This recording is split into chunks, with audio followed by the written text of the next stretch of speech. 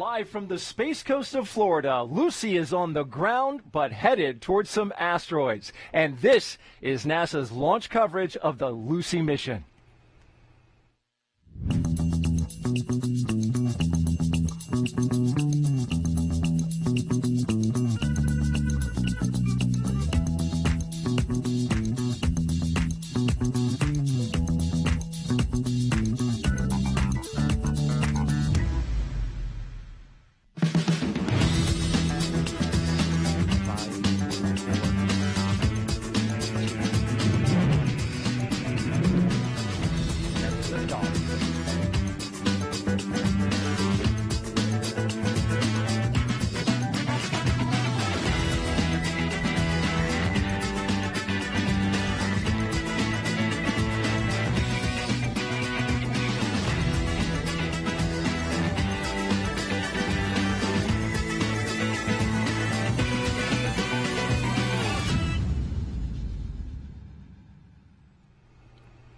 Lucy in the sky with asteroids.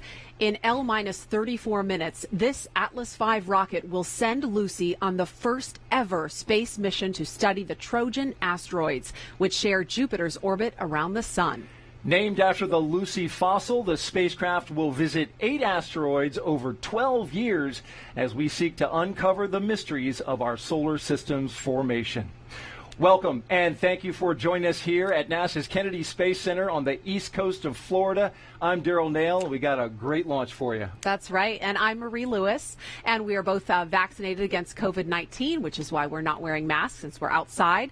Launch is set for 5:34 this morning Eastern Time from Space Launch Complex 41 at Cape Canaveral Space Force Station, and we are at L-32 minutes and counting. No spacecraft has ever been to the Trojan asteroids. They are considered fossils of planet formation and may hold clues about our ancient past. With boosts from Earth's gravity, Lucy will fly very close to 8 asteroids over her 12-year journey.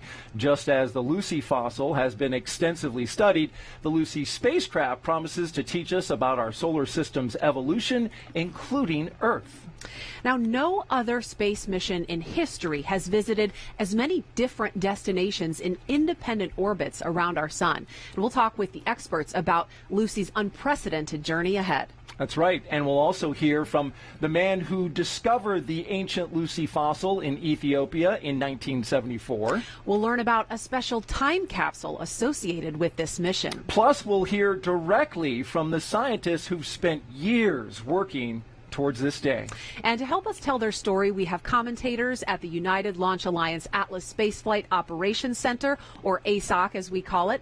We also have folks on the roof of that building and at a nearby viewing location. First, let's introduce you to the team of commentators who will be calling the launch today, NASA's Joshua Santora and Mick Waltman. Guys, how's it going over there? Hey, it's going almost unnervingly well. Everybody knock on wood. Start knocking on wood. But I'm joined here with Mick Waltman, the Chief of Fleet Systems Integrations. Mick, always a pleasure to have you with me. Joshua, thanks. It's an exciting time this morning. As you said, it's been a pretty quiet count so far. The teams came on, several hours ago and started preps to get the vehicle ready, and things are looking great. I mean, everything's go so far this morning. We are in this T-4 hold, and the team is finishing up topping and doing their work. So looking forward to that T0.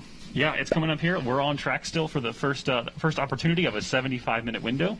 But again, we started fueling about 2 hours ago, and then just about 30 minutes ago, we got into a topping phase with all of our fuels and oxidizers, which basically means that we're at a point where the vehicle's fueled, it's ready. They're simply going through final checkouts and processes, stabilizing, and making sure that we're good to go here. Obviously, under the beautiful Lucy spacecraft today, we've got the Centaur upper stage and then the Atlas booster. Mick, a unique Atlas booster not originally intended for this flight. Yeah, that's true. When we started this mission, the first stage of this Atlas 401 configuration was originally allocated for the OFT-2, or Orbital Flight Test 2 mission that was earlier this year. However, due to some manifest things that went on and due to the nature of Lucy and the planetary window, we had to work with United United Launch Alliance to reallocate that booster, reconfigure a little bit, and get it ready for this morning's launch. So the booster, of course, reallocated from OFT, but the Centaur is brand new for this mission. And as you were saying earlier, finishing up topping, we're getting about 740,000 pounds of fuel on board once we finish fueling here, get ready for launch this morning. Yeah, so things progressing well. A lot of what's left is to get Lucy ready to be living on her own and flying free. And so as we look ahead to the countdown, we have a few things coming up, including a weather check. We also have the spacecraft moving to internal power, and lots more to come. We're excited, so even beyond liftoff today, stay with us. I think that's going to do it for us for the moment. Again, lots more to come ahead. Marie, we're going to send it back over to you.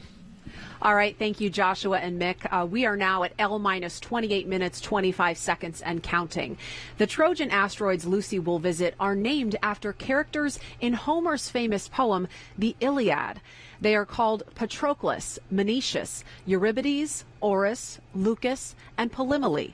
And the main belt asteroid Lucy will visit is called Donald Johanson, after the man who discovered the Lucy fossil. Now, the eighth asteroid, Ketta, is a small satellite of Euripides. Ketta was named after the first woman to light the Olympic cauldron, Norma Enriqueta Basilio Sotelo. We'll show you how Ketta was discovered a little later after launch. Right now we are L-minus 27 minutes and counting. Lucy is inside the payload fairing, sitting on top of the United Launch Alliance Atlas V rocket on pad 41. We want to show you what she'll look like once she's flying free in space. Lucy is more than 46 feet long, about the size of a large RV. Most of that length is from her huge solar panels, each almost 24 feet long. Lucy has a 6.5-foot antenna with which she communicates with Earth. And there are three main instruments for remote sensing. Fully fueled, she weighs 3,417 pounds, a little heavier than a mid-sized car, and most of that weight is fuel. Yeah, those solar arrays are really impressive. And studying the Trojan asteroids from hundreds of millions of miles away requires a highly advanced set of instruments. Let's learn more about what's on board Lucy.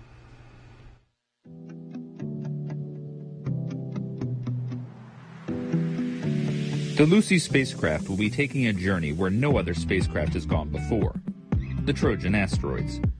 The Trojans are two groups of asteroids that lead and trail Jupiter in its orbit around the Sun, and they've been trapped in these stable locations for over 4 billion years. Lucy will have a suite of scientific instruments for collecting data as it flies by the asteroids. LaLaurie is a long-range reconnaissance imager. It's often referred to as Lucy's Eagle Eyes, since it has the highest spatial resolution of all of Lucy's cameras. This black and white camera is actually a type of telescope, the same kind as the Hubble Space Telescope.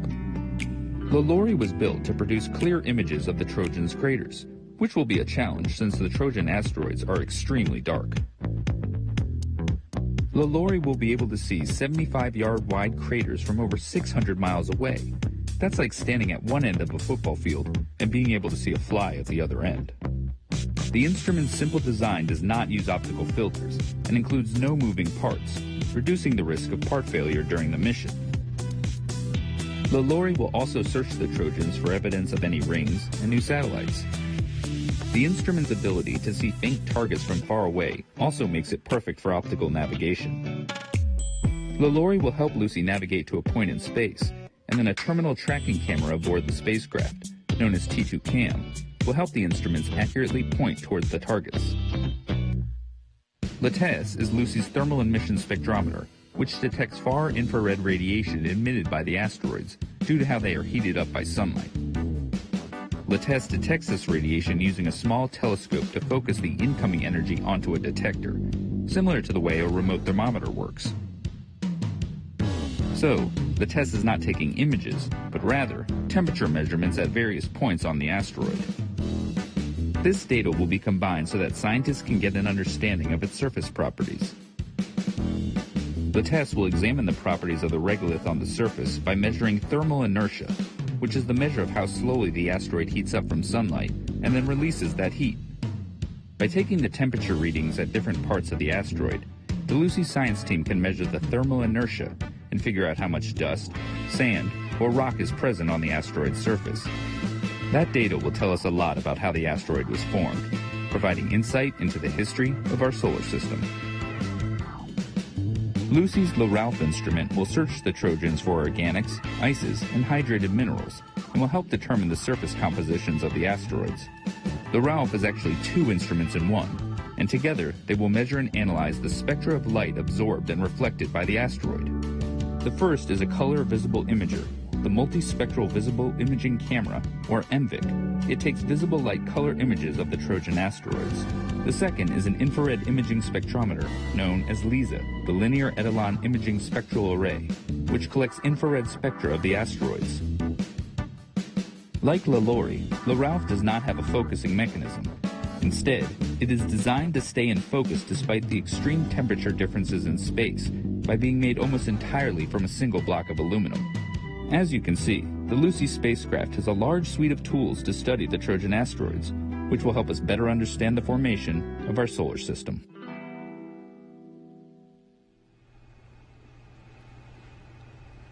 You may have noticed in that video that each of Lucy's instruments has an L added to the beginning of its name.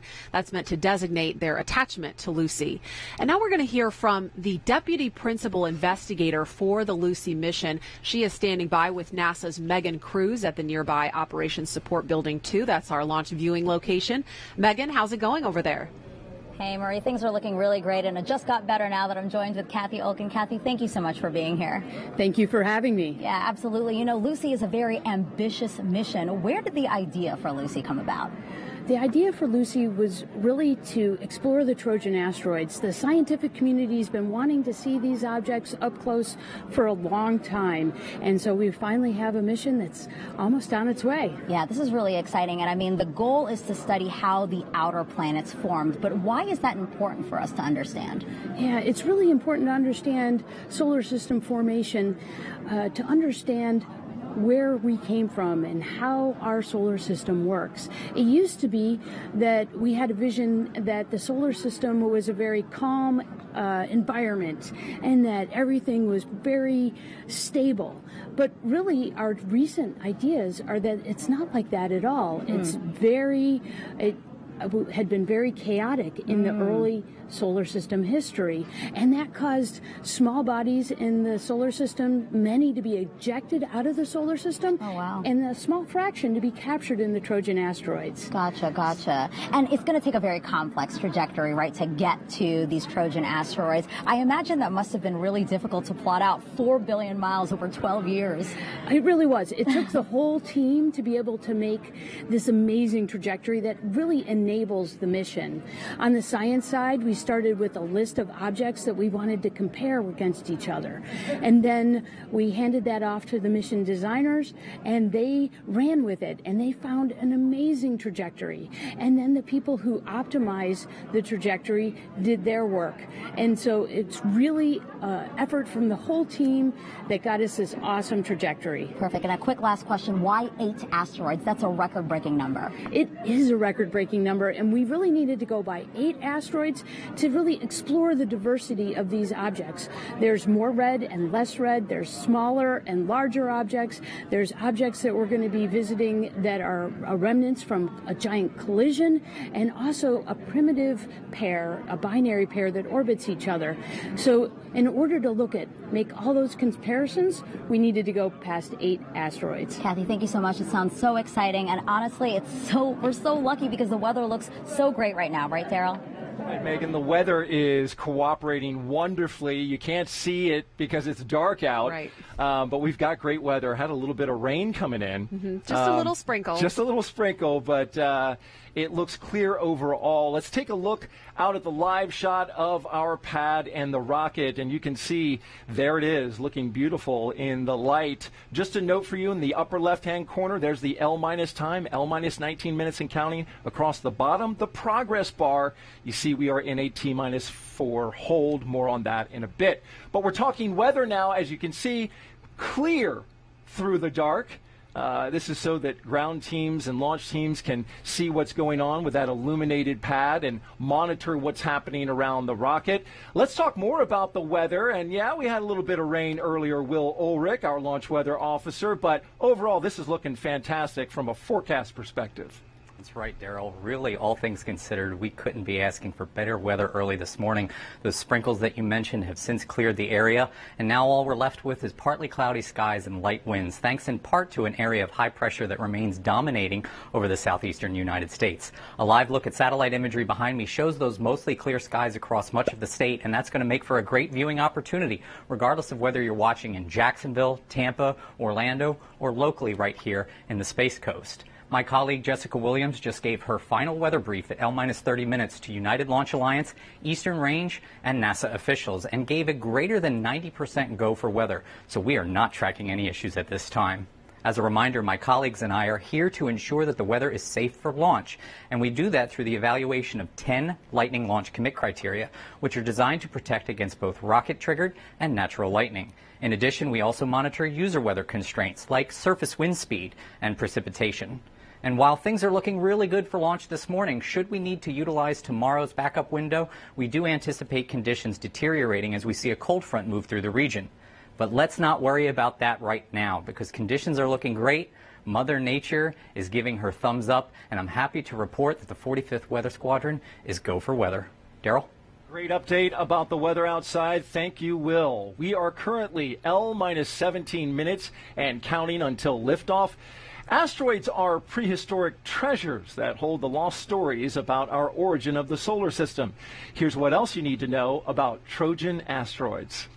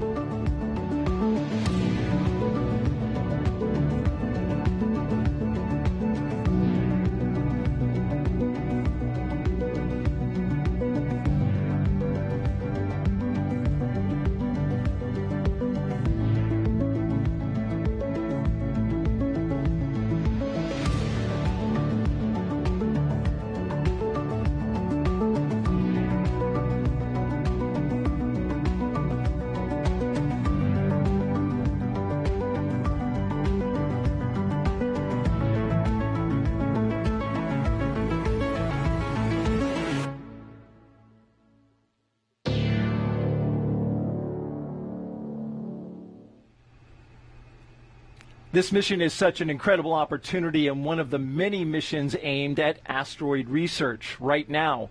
Let's head back out to NASA's Megan Cruz, who is with the head of NASA Science Missions. Megan. I am, Daryl. Joining us right now is Dr. Thomas Zurbuchen. He's the Associate Administrator for NASA's Science Mission Directorate. Good to have you here this morning. I'm so glad to be here. What an exciting morning. It is, and I'm so glad you're here because I got to ask you a question. You know, first off, tell me a little bit about the Science Mission Directorate. What's the goal there? Well, so we're the organization at NASA that does all science, you know, and it, of course, is planetary science, just like we're launching today. It's also astrophysics. I just got a picture of the James Webb Space Telescope that in the crate there in Kourou getting ready for launch, and then it's the earth science, heliophysics, also biological and physical sciences. That's all the science we do at the agency, just an amazing amount. Yeah, and when you became Associate Administrator of the Science Mission Directorate, Lucy was the first mission you selected. Why is that? Well, so the timing was there. We had 5 mission candidates, and I have to tell you, it was the first. It's one of these amazing decisions, and of course, many people helped with that.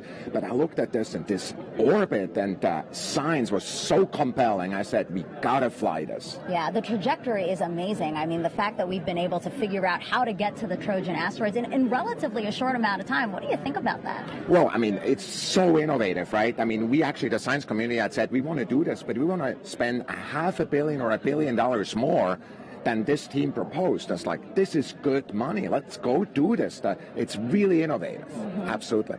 And how does Lucy tie into NASA's overall asteroid research that's going on right now? Well, we're really starting a decade of asteroid science, right? We're launching in 23 OSIRIS-REx is bringing back the samples of Bennu down kind of in Utah. We'll come down there. Next year, we're going to be here again and launch Psyche. And just later this year, we're going to launch DART, which is the first collision experiment trying to really deflect a potentially threatening asteroid. So for us, it's many parts. And of course, at the heart of it, Lucy, is just absolutely a mission of discovery.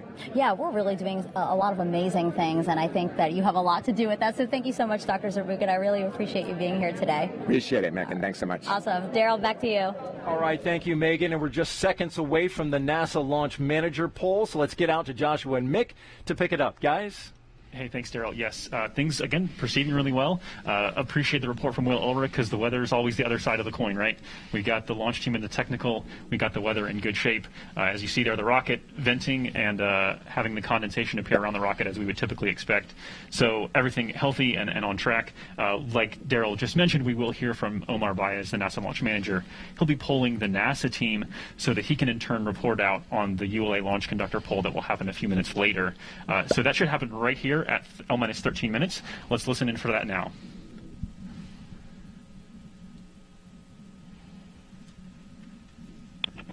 This is the NLM on the NLMnet, just providing an update. The range did notify us that one side of the JDMTA command site. Hey, so let's go ahead and we're going to step away from that for now, and we're going to obviously there's something developing there. We were expecting to get that poll, and so we want to be respectful of what's happening there. The technical data, we're not sure that that's going to be approved for release. So obviously we'll be standing by to pay attention to that and give you updates as we understand more. But do want to kind of get back on track with talking about the we are hearing that we think Omar is going to pick up with this poll. Coming up now. NASA CE, go. SMA? SMA, go. SMD? SMD, go. NASA Mission Manager? NASA Mission Manager, go. LSP? LSP is go. Copy that. The NASA team's ready to release the hold at T-minus 4 minutes. Yeah, so Joshua, what we heard there from NASA Launch Manager Omar Baez is he was basically just briefing his NASA team and spacecraft customer of an issue that the team, that the range had notified them of with one of their downrange assets. It looks like it was partially mission capable today. The team accepted that, and they are ready to move forward, as you heard in the poll, that all systems are go for the NASA side. And we'll be picking that up as launch conductor Scott Barney does his poll here in a little bit. Yeah, always a lot of things in play. We will continue to track that. Again, a great sign that the team was able to work through that and approve to move forward. So we'll be back in a few minutes bringing you the final steps of the countdown and a report up as we transition Lucy into internal power. But for now, Daryl, back to you. All right, thank you, Joshua and Mick. Lucy is going to visit as many asteroids in the faraway belt of Jupiter as we've ever discovered for near-Earth asteroids. And to get there, Lucy will need the right rocket and the right trajectory to carry out this historic mission. We headed out to ULA's Vertical Integration Facility, where inside we were awestruck after walking onto a platform 18 stories above the ground, because just a few feet away was the Lucy spacecraft, inside its protective fairing and on top of an Atlas V rocket. ULA was making final preparations to roll this entire launch vehicle out of the vertical hangar we were in and onto the launch pad.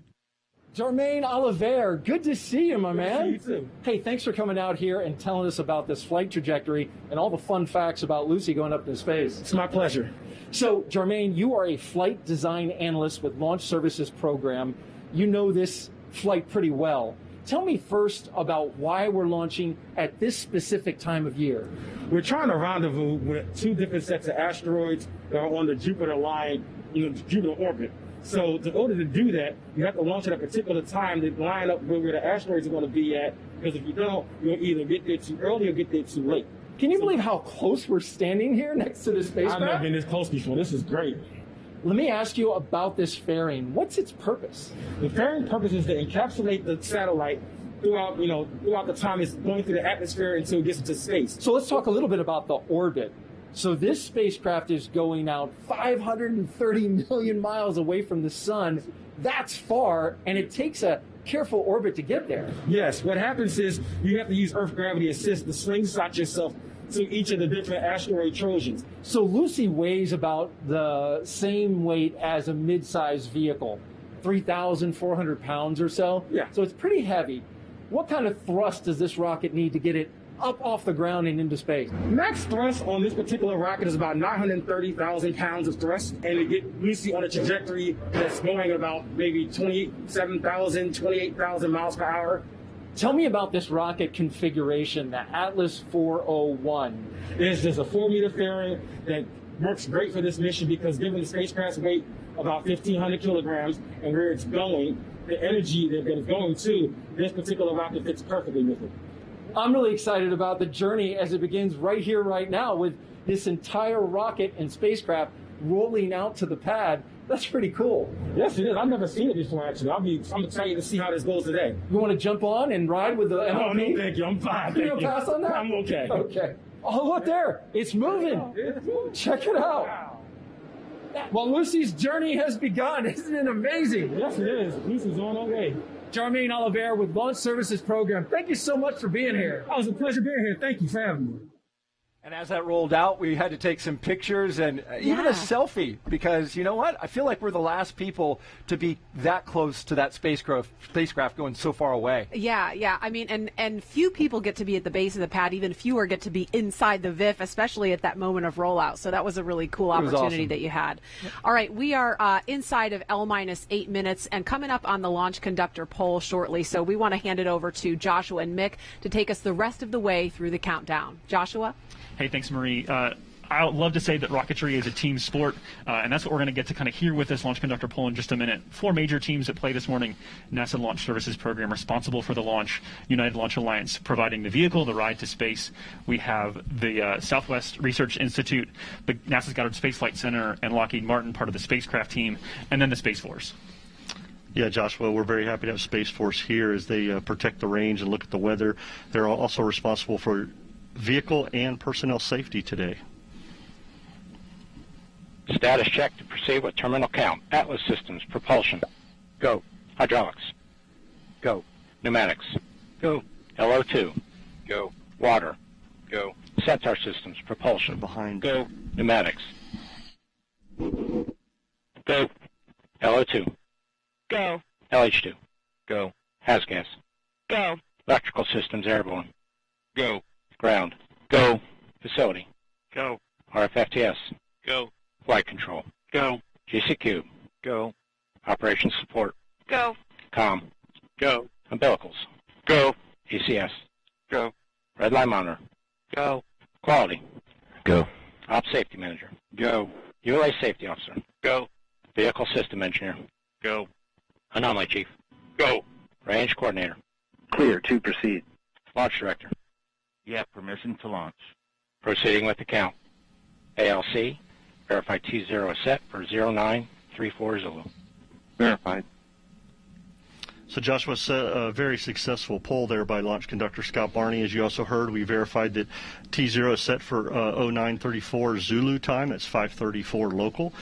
Very happy to hear everybody green and go, and in particular, our friends at the range there, our Space Force friends, gave a clear for the range today. That's awesome. They're doing their job not only with weather but the safety. We also heard a little earlier in the count this morning that the range reported there are no COLAs this morning, which are collision avoidance assessments. So we are good for our first initial part of the launch window this morning, 5:34. All steps are complete prior to terminal count. Yeah, big thanks to the Space Launch Delta 45 folks for all their support. So looking ahead to terminal count, we just heard the call that the spacecraft is configured for flight. That includes being transitioned to internal power. And then, like I mentioned before, the next few steps are all about getting the launch vehicle and the spacecraft able to live on their own. So those are the things coming up here. We do have this release of the built-in hold. The eagle-eyed viewers that can see behind us might have noticed that there's a clock sitting at T-minus 4 minutes and holding. It's been that way for our entire show so far. That will then sync up with our L clock you see on screen at this moment, and those will count towards 0 together. Again, everything looking great for liftoff on time here at 5:34. Yeah, Joshua, as we come out of this hold, what's very impressive this morning is this Atlas 401. We heard Jermaine talk about it. It's a 401 configuration, a 4-meter fairing, 0 solids on it, and 1 single Centaur engine on the second stage. This is a great configuration for the Lucy mission. It is the most common flown configuration by United Launch Alliance, and this will be the 89th Atlas V launching, so we're very proud of that. 2, 1, mark. And there we go. The clocks are released, so we are ticking down here towards liftoff. Ground pyros enabled. Yeah, we'll hear the team securing a lot of their things, getting their final configurations in place, and making sure the rocket is ready for a T0 liftoff this morning. So the team will be working very quickly. Yeah, and opposed to the missions that we might be used to with where we're hitting a low Earth orbit trajectory, this one is going into deep space, and so we'll be exceeding escape velocity of Earth this morning. So that's up and over 25,000 miles per hour. We know that over the course of Lucy's mission, she will get up to about 400,000 miles per hour. So very, very fast with all those Earth gravity assists. And for those that are in the physical area, you'll also notice that this rocket will take a little bit more of a southern track than we're typically used to seeing. We usually see rockets take off more towards the northeast. This one will move a little bit more towards the southeast than is typical. Yeah, and with that southerly trajectory, people ought to be able to see some great things with the weather the way it is today. 3 minutes.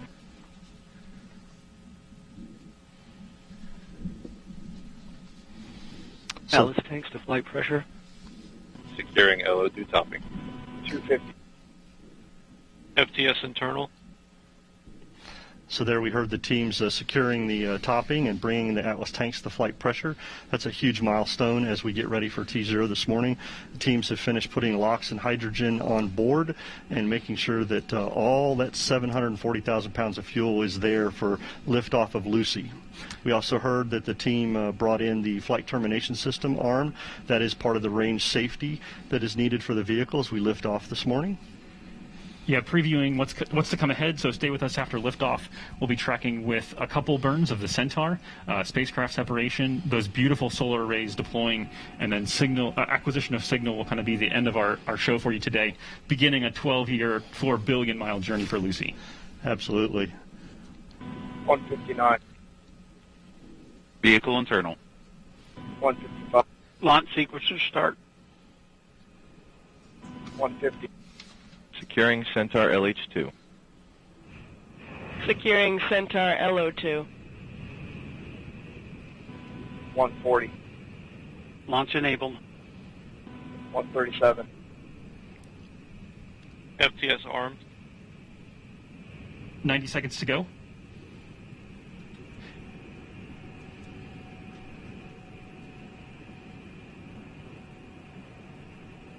$120.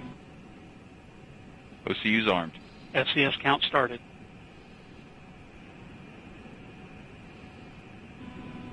$110. Vent valves locked.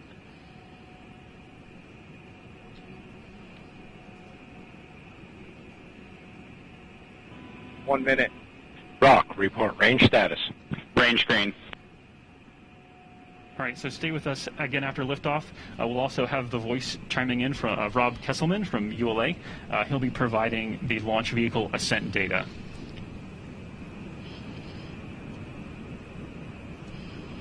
$40. Stable at step 3. So that's a great sign right there, stable at step 3. Everything is at flight pressures. Or now the only thing left, Joshua, is that final status check with the whole team. 25 seconds. Status check. Go Atlas. Go Centaur. Go Lucy.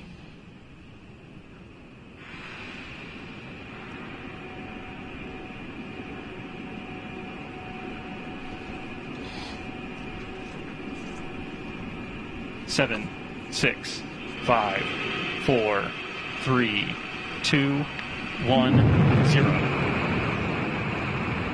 Liftoff. Atlas V takes flight, sending Lucy to uncover the fossils of our solar system. Tower clear.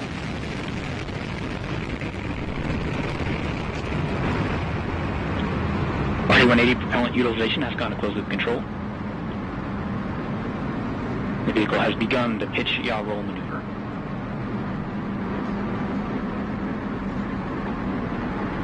Now 30 seconds into flight.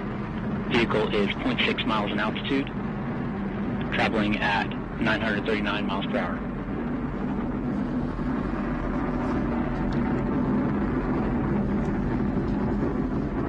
RD-180 performance continues to look good at this time. Engine pump speeds and injection pressures are in family for this thrust level.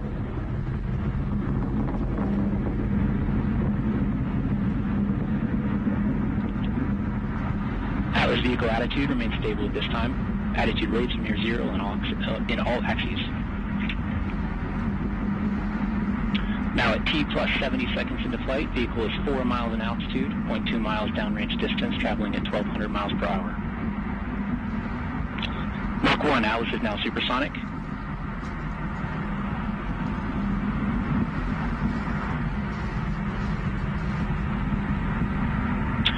Vehicle is now passing through max Q, maximum dynamic pressure.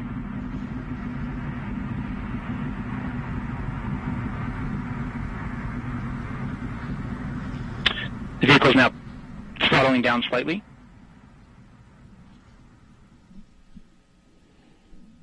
RD-180 engine parameters continue to look nominal after their prior adjustment to the thrust level.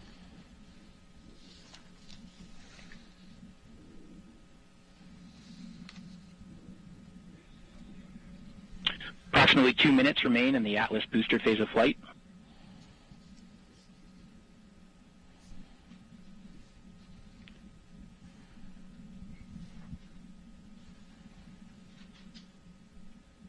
The Atlas V rocket weighs now just 1/2 of what it did at launch, burning propellant at a rate of 2,600 pounds per second. Vehicle is now executing closed-loop steering.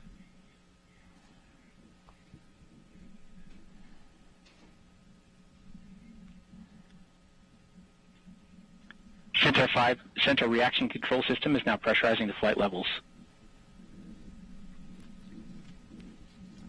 So beautiful launch sequence there. We do have another minute and a half or so to go with the booster in operation, getting Lucy. We're now just under 3 minutes into flight.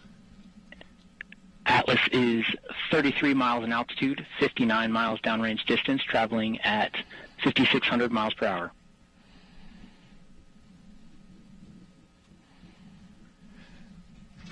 So Lucy being lifted up out of the atmosphere by the booster, getting on its way into a park orbit before we get towards... All first stage vehicle systems are operating as expected at this time. Future portions of the launch activity, we have the Centaur multiple burns ahead and spacecraft separation. Yeah, the big milestone we should see, Josh, coming up is booster engine cutoff, which would be the first stage cutoff and then stage separation. The main separation. engine is now throttling to maintain a constant 5G acceleration limit. We're going to see a few things happen pretty rapidly. The booster will cut off just after 4 minutes, and then within the next 15 seconds after that, we should see the Atlas separate from the Centaur, and then the Centaur engine ignite for its first burn. Centaur has begun the boost phase chill-down sequence, and the RD-180 is now throttling to maintain a constant 4.6 G acceleration limit. Boost phase chill-down sequence has completed, and we have BECO, booster engine cutoff, and a successful stage separation event. So what you're seeing on screen is an animation that's being driven by actual telemetry. Boost head on the RL-10. So we are watching these things in an animation happen here, but they're happening in real time as well. And Nest 1, we have ignition for the first burn. All right, so there we go. We should see the fairing jettison here. We have indication of good payload fairing jettison. And there we go. All right, Nick, so that wraps up the first round of major milestones here. Still very much in the middle of dynamic flight. The TU system on the RL-10 is now in an open-loop burn-off mode to burn off excess fuel in the early portion of this burn. So walk us quickly through, Mick, what are we looking for in this burn and the next one? So this burn is going to end with MECO getting Centaur and Lucy into its park orbit around Earth. And then we will then get into MESS 2, which will get us into that transfer orbit, getting Lucy on its way. Awesome. So that's going to do it for now. Finishing up the initial launch activities, everything sounding like it's going perfectly. Daryl, back to you. Thank you, Joshua and Mick. A beautiful launch out here from our vantage point. Incredible. All right. Lucy was built at the Lockheed Martin facility in Colorado before arriving at the Cape Canaveral Space Force Station for launch. Engineers at Lockheed's Waterton facility use lessons learned from prior spacecraft like New Horizons and OSIRIS-REx to build Lucy. And in July, Lucy was packed up and flown on board a United States Air Force C-17 cargo plane from Colorado to the Launch and Landing Facility runway at the Kennedy Space Center. From there, Lucy was transported to an Astrotech Space Operations Processing Facility in nearby Titusville for final preparations before liftoff. Yeah, just a few miles from here before it was brought to the pad. For more about how Lucy was built, let's send it over to NASA's Megan Cruz. Hey, Daryl. Yeah, right now I'm joined by Ari Vogel. He's the Deep Space Exploration Director at Lockheed Martin Space. How are you? I'm doing wonderful. Thanks so much for having me. Wasn't that just a beautiful launch? What did you think about that? Incredible. You know, seeing it go over the clouds and brighten up the whole sky was just fantastic. Yeah, to see it rise over the clouds, because, you know, we lost it a little bit because of some cloud coverage, but then it just rose out of it. It was so beautiful. And, you know, I really wanted to talk to you because your team at Lockheed Martin Space knew that you were going into a project that would require you to develop a spacecraft that would travel farther than any other solar-powered spacecraft ever. I mean, was that intimidating? You know, it was a really exciting challenge to solve, right? And obviously, the most prominent feature of Lucy is their big solar arrays. Each one is about the length of a bus. And, you know, what we did is we basically just broke the problem down into smaller pieces and then applied systems thinking to make sure that the design trades we were doing didn't impact, or that we fully understood the impacts for over the 12-year mission. So, you know, being the farthest solar-powered spacecraft is certainly something that was difficult to prepare for, as is going to a record 8 asteroids in one mission. But that's why we have such a comprehensive Test Like You Fly program at Lockheed Martin, and we took it through the ringer at our facility in Denver. Yeah, and you did it all within 14 months. That's during a pandemic. That's incredible. Can you talk to me about the challenges of that? Yeah, you know, it's really awe-inspiring. I mean, to be able to build a one-of-a-kind spacecraft during normal circumstances is incredible. And the team just really pulled together, didn't miss a beat, connected and collaborated, you know, made sure that we didn't have any mistakes. And it really accelerated some of our digital transformation initiatives too, having to work during the pandemic. And not a single shift was missed during integration and test due to COVID. So team just did an awesome job, leadership with the preparation and the over-communication and the transparency. And then all the team, you know, just didn't let their commitment to Lucy waver. And I think the thing that I'm most proud about actually is that through it all, we still continued all of our STEM events, all our mentoring, our coaching, Lockheed Martin, NASA, Southwest Research Institute, hundreds of thousands of hours into that. So it was really, really a great job. And really quick, you also built the antenna that's on there that's going to help us communicate with Lucy. Can you tell me a little bit about that? Yeah, we did. 6.5 foot wide antenna that we built. Main job is to do the communication between the spacecraft. And, you know, it's also going to send back some of the first images of the Trojans. So the whole team is super excited for that. Yeah, absolutely. Thank you so much, Ari. I really appreciate you being here today and for bringing Lucy to life. So thank you. Thanks for having me. All right, Daryl, back to you. All right, thank you, Megan. And in case you're just joining us, we here at NASA are at the beginning of Lucy's 530-mile journey to the Trojan asteroids beyond the sun, going to the same orbit, Marie, as Jupiter. That's right. It was a beautiful launch here. We could see it light up the water behind us, and we actually had a gator in the water just behind us. Oh, joining us for liftoff. Yeah. Lucy is named after a skeleton fossil more than 3 million years old. Lucy was an early human ancestor, and the Trojan asteroids are fossils, too, of how planets were formed.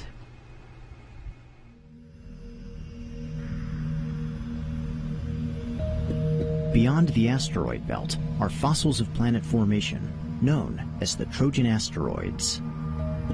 These primitive bodies share Jupiter's orbit in 2 vast swarms, leading and trailing the planet.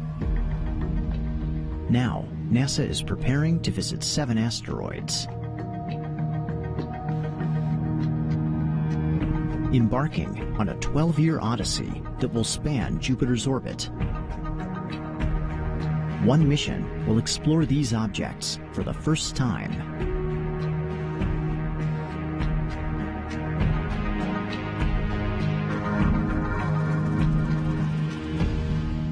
Lucy, the first mission to the Trojan asteroids. And another special guest that we had watching the launch from the Atlas Spaceflight Operations Center was none other than NASA's Associate Administrator, Bob Cabana. He is standing by with Blair Allen of NASA Edge. Actually, they're telling me that we lost audio with that group, so we will come back to that if we can, but while they try to work out their audio issues. But Daryl, we had a really unmatched view of launch here. It was just spectacular. Yeah, it was incredible because we're sitting, you can't really tell, but this behind us is the Kennedy Basin, right. The Turn Basin, where they brought in, the space shuttle main tank, as well as just recently the core stage for the Artemis rocket, which is in the VAB right now getting stacked. You're looking at the flight of Centaur and Lucy. We are L plus 11 minutes and 26 seconds as we cruise along, and we want to talk a little bit now about the message that Lucy is going to be sending. That's right. Lucy is carrying something on board. Aside from her scientific instruments, she's got something a little more philosophical. There is actually a plaque affixed to the side of the Lucy spacecraft, and it contains quotes and messages from artists, poets, and thought leaders. And the plaque is meant to serve as a time capsule of sorts for our own descendants. You see, after Lucy's 12-year mission is complete, the spacecraft will remain on a stable orbit, traveling back and forth between the Earth and the Trojan asteroids for perhaps hundreds of thousands of years. And one day, in the distant future, our descendants may be able to retrieve Lucy. There it is, the plaque you can see on the side of the spacecraft. Wow. This was before Lucy was packed inside the payload fairing. But this is meant to be a relic for our descendants of the early days of humanity's exploration of the solar system. And when they do, they will see some great messages. We'll see those. We'll talk more about those in just a couple of minutes. We actually we do have it. So this is a representation. It's hidden a little bit behind your computer, Daryl. Oh, yeah, let me get that down. Thank you. But this is the actual plaque on the spacecraft is about a tenth of the size of this, so this is blown up. Yeah. But it's got a diagram on it. This shows the positions of the planets as they are today on the day of the Lucy launch. That's right, and there are some great quotes. You mentioned some of the great philosophers and thought leaders over time. Down at the bottom left, you can see that one there is from Albert Einstein. The important thing is to never stop questioning. And then in the middle, we've got the Beatles. In fact, every single Beatle is here, including John Lennon. And he says, we'll all shine on like the moon and the stars and the sun. And then up here at the top, actually right here on the far right, we've got Amanda Gorman, who just came to recent fame at the presidential inauguration. And she actually wrote this poem specifically for Lucy. And there's a great quote in here. She says, hope implores us, may the ancient study and the uncompromising core of us to keep rising for an earth more than worth fighting for. Great words from a young poet. Yeah, she's an amazing poet. Just blows me away. We are going to now get a look at some more of the messages that we intend to leave behind for our descendants. Take a look.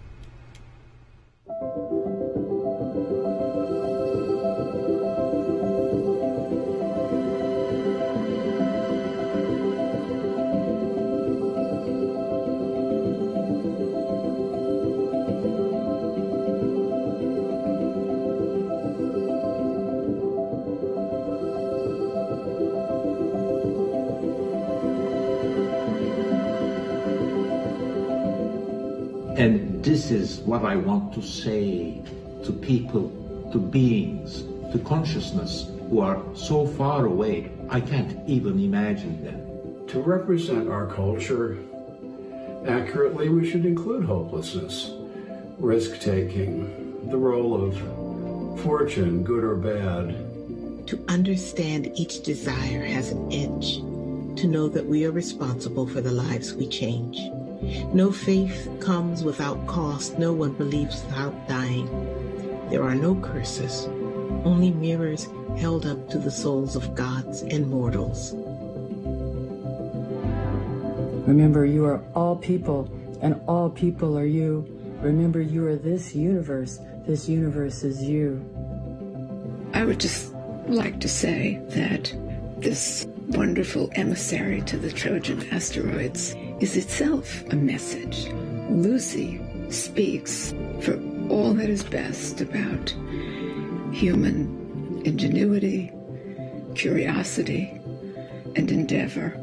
Do you still have birds that wake you up in the morning with their singing, and lovers who gaze at the stars, trying to read in them the fate of their love?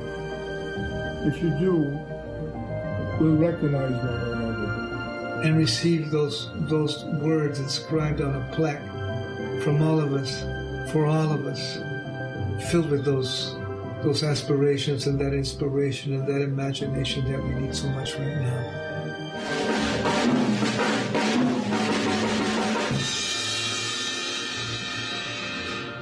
A little noisy, but I'm so excited.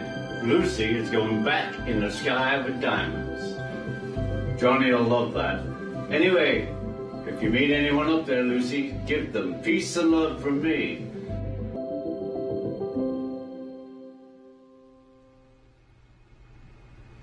All right, we've got that audio issue taken care of, so we're going to go over now to NASA Edge's Blair Allen, standing by with Bob Cabana. Blair?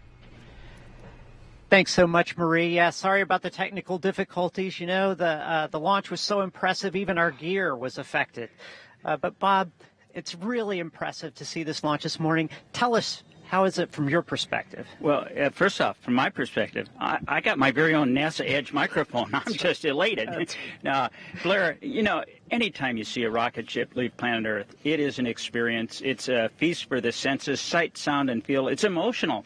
And having Lucy on board, I mean, this is the coolest darn mission, going to the Trojan asteroids. Looking back at the beginning of our universe 5 billion years ago, absolutely amazing. And that's kind of what's impressive. I mean, we're talking about this important science mission, but here at Kennedy, we've had 24 launches so far.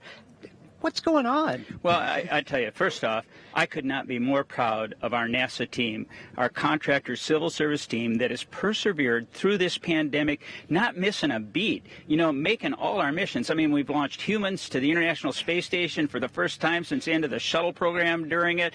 We've launched Perseverance to Mars. You know, we're getting ready to launch James Webb here in December. That's going to be amazing. And getting Lucy off on time. You know, if we didn't get off in this launch window, we're talking another year before we launch. Yeah, and that is impressive to see how things came together so perfectly. But tell us a little bit about what's coming down the pike. We've seen a lot of things happen here at Kennedy and lots of things to look forward to. Well, absolutely. You know, I mean, first off, from a science mission point of view, of course, next month we're going out to the West Coast for DART. Then we're coming back here in December for IXPE. In December, down in French Guiana, we're launching James Webb. What an amazing telescope that's going to be. A 21-foot mirror, you know, and then a solar shield, a sun shield the size of a tennis court. You know, they talk about the 9 minutes of terror landing on Mars. Right. We're talking 4 weeks of nail biting as that thing unfolds. But to look back 13.5 billion years, almost to the beginning of our universe, you know, 350 million years from the beginning, it's going to be amazing. And then over in the vehicle assembly building over there in High Bay 3, stacked up, is that awesome Space Launch System, that Boeing core stage with the Northrop Grumman solids and those 4 Aerojet Rocketdyne RS-25s. Yeah. The Orion spacecraft rolls over here on the 19th, stacked down on top. It's going out to the pad for a wet dress rehearsal, and then we're going to launch it to the moon. We're going to do that first test flight without crew in preparation for going back to the moon in a sustainable way so that we can go on to Mars. Just so much going on. I love it. Thank you so much for being on the show. From Center Director now to NASA Administrator, back to you, Marie. Great things here at NASA. All right, thank you, Blair. One of the asteroids Lucy will visit, Euripides, has already given researchers a recent surprise revealed by the Hubble Space Telescope. Take a look. On January 9th, 2020, NASA's Lucy mission team revealed that the spacecraft would be visiting not 7 asteroids as planned, but 8. As it turns out, Euripides, one of the Trojan asteroids along Lucy's path, has a small satellite or moonlet orbiting it. Finding these tiny new worlds before Lucy is launched in 2021 means that the team can investigate their orbits and plan for more detailed follow-up observations during flybys. Dr. Keith Knoll and other Lucy science team members have been using the Hubble Space Telescope to search for satellites and rings around Lucy's targets. This can be challenging, since the raw images are often filled with bumps, blobs, and diffraction spikes. The Lucy team didn't see any evidence of a new satellite until November 2019. After experimenting with the brightness and contrast on the Hubble images, Dr. Knoll saw a peculiar faint spot near the much brighter Euripides. Dr. Mike Brown, another team member, noticed the spot showed up in a slightly different position on another set of Hubble images taken 2 days later. This change suggested that the spot was an orbiting satellite. The team went back to Hubble and got 3 more chances to make observations of the possible new satellite. On the first 2 tries, the little moonlet was nowhere to be found. But on the 3rd observation, on January 3rd, 2020, they found the possible new satellite again. It was clearly visible next to Euripides, which was over 6,000 times brighter. This huge difference in brightness suggests that the satellite is less than 1 kilometer in diameter, very small compared to Euripides at 64 kilometers.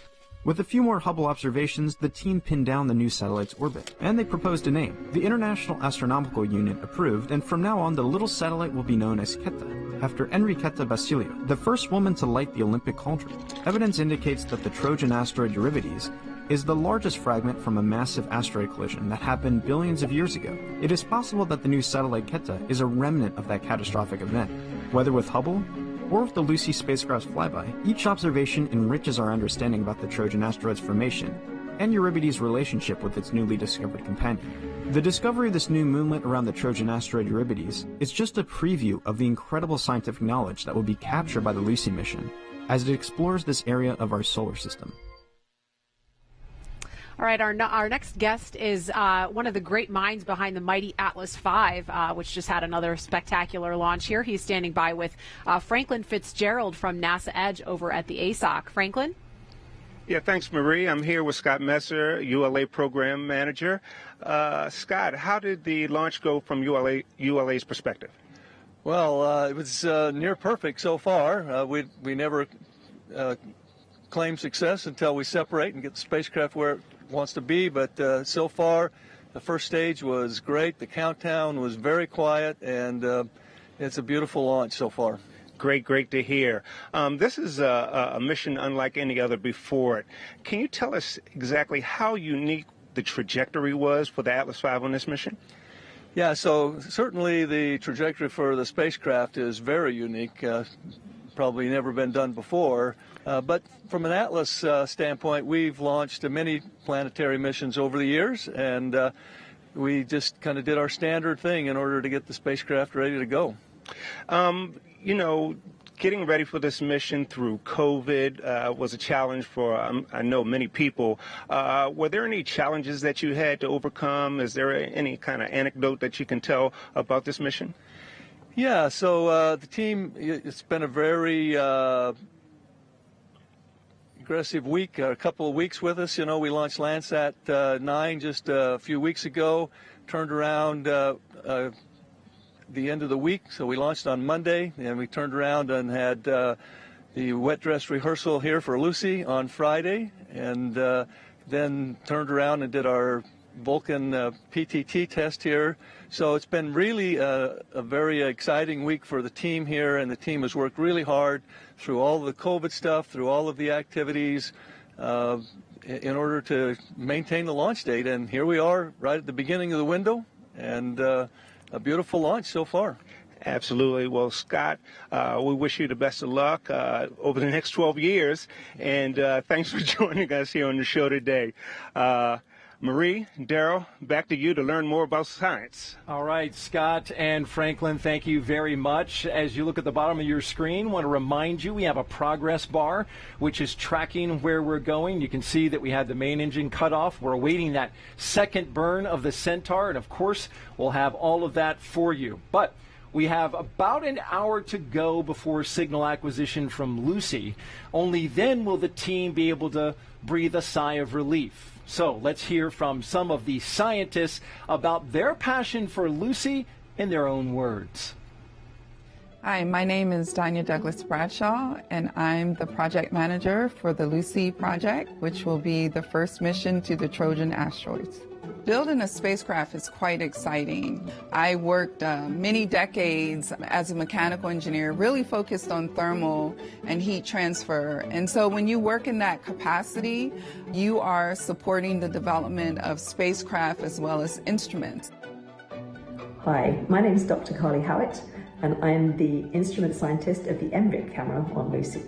I love working on Lucy for so many reasons, but one of them is being able to explore the universe from the comfort of my own office. So I don't have to don diving gear or, go into these dangerous or hard situations. I get to enjoy the data as it comes back from the comfort of my office and explore the universe that way. My name is Corey Preikel, and I am the mechanical operations lead for the interplanetary spacecraft Lucy. My job is to plan and lead major mechanical operations such as spacecraft transportations, spacecraft crane lifts, or testing of major spacecraft components and ensure they go off without a hitch. My name is Mike Zakaric. I'm the Deputy Project System Engineer for Lucy.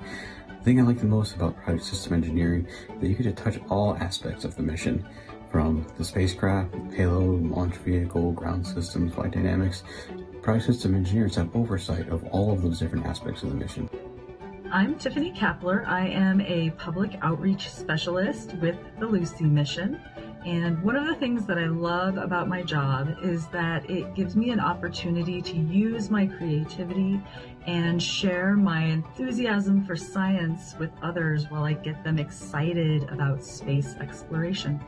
Hi, I'm Rick Berry, and I am the Configuration Management Lead for the Lucy mission at Goddard Space Flight Center. We're building spacecraft, we're building payloads and instruments at Goddard. We coordinate with our team members to ensure that the configuration management is correct by managing the changes and the requirements. Hello, my name is Elizabeth McCall, and I'm the Project Support Specialist for the Lucy Project.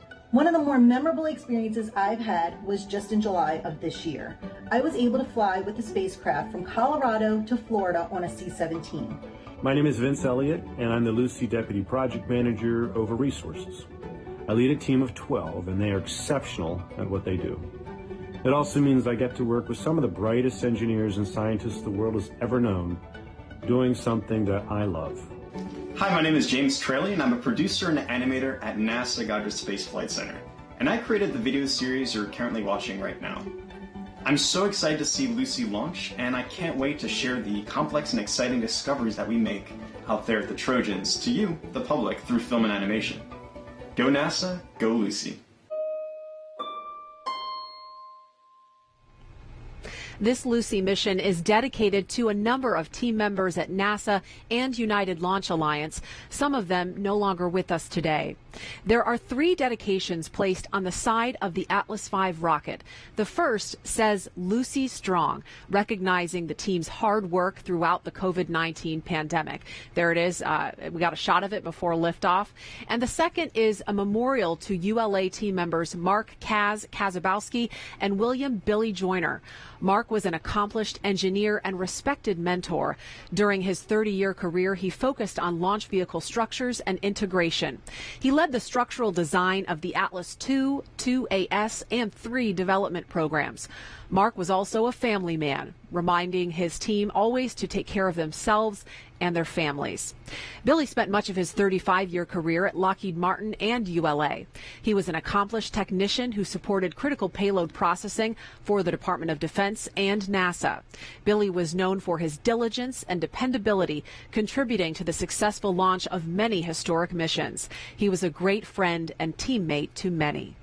And finally, a dedication in memory of Craig M. Whitaker. His 40-year career began as a student with the Navy. You can see his name there also on the rocket.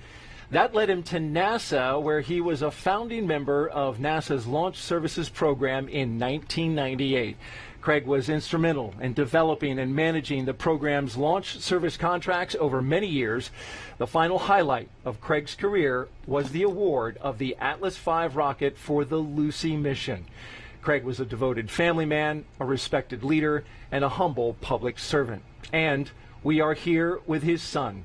Craig Whitaker's son, Jared Whitaker, vehicle systems engineer, who also works just like his father did for NASA's Launch Services Program. Jared, great to have you here. I appreciate it. Glad to be here. How was the launch? How was the experience being up there and watching this rocket, which had been dedicated to your father? It was really, really great. I mean, I usually work on the missions and things, and so sitting on console, so it was really great to be able to see it from this vantage point out here at OSB2. Fantastic view from up there, and night launches are always spectacular, and so just really enjoyed it. What did LSP mean to your father, the Launch Services Program, and then you following in his footsteps? Yeah, so like LSP, I think he really embodied a lot of the things that LSP stands for, like a good family man, as we said, really dedicated to the work, dedicated to his family, and always curious, always learning new about science missions and things like that. Really meant a lot to him. So I think he definitely enjoyed his 20-plus years with LSP and all his time with NASA for sure. And Jared, we know your dad was one of the founding members of LSP from its earliest days in the 90s, and now you work for the program yourself. I got to ask, did his influence kind of steer you in that direction? Oh yeah, I would say absolutely. Yeah, in 1998, I was only 7 years old, and so every afternoon, pick me up from school or whatnot, go home, and over dinner we had conversations about what the last science mission was, what was coming up with LSP, and so he always encouraged me to do whatever I wanted, but I definitely enjoyed going into engineering.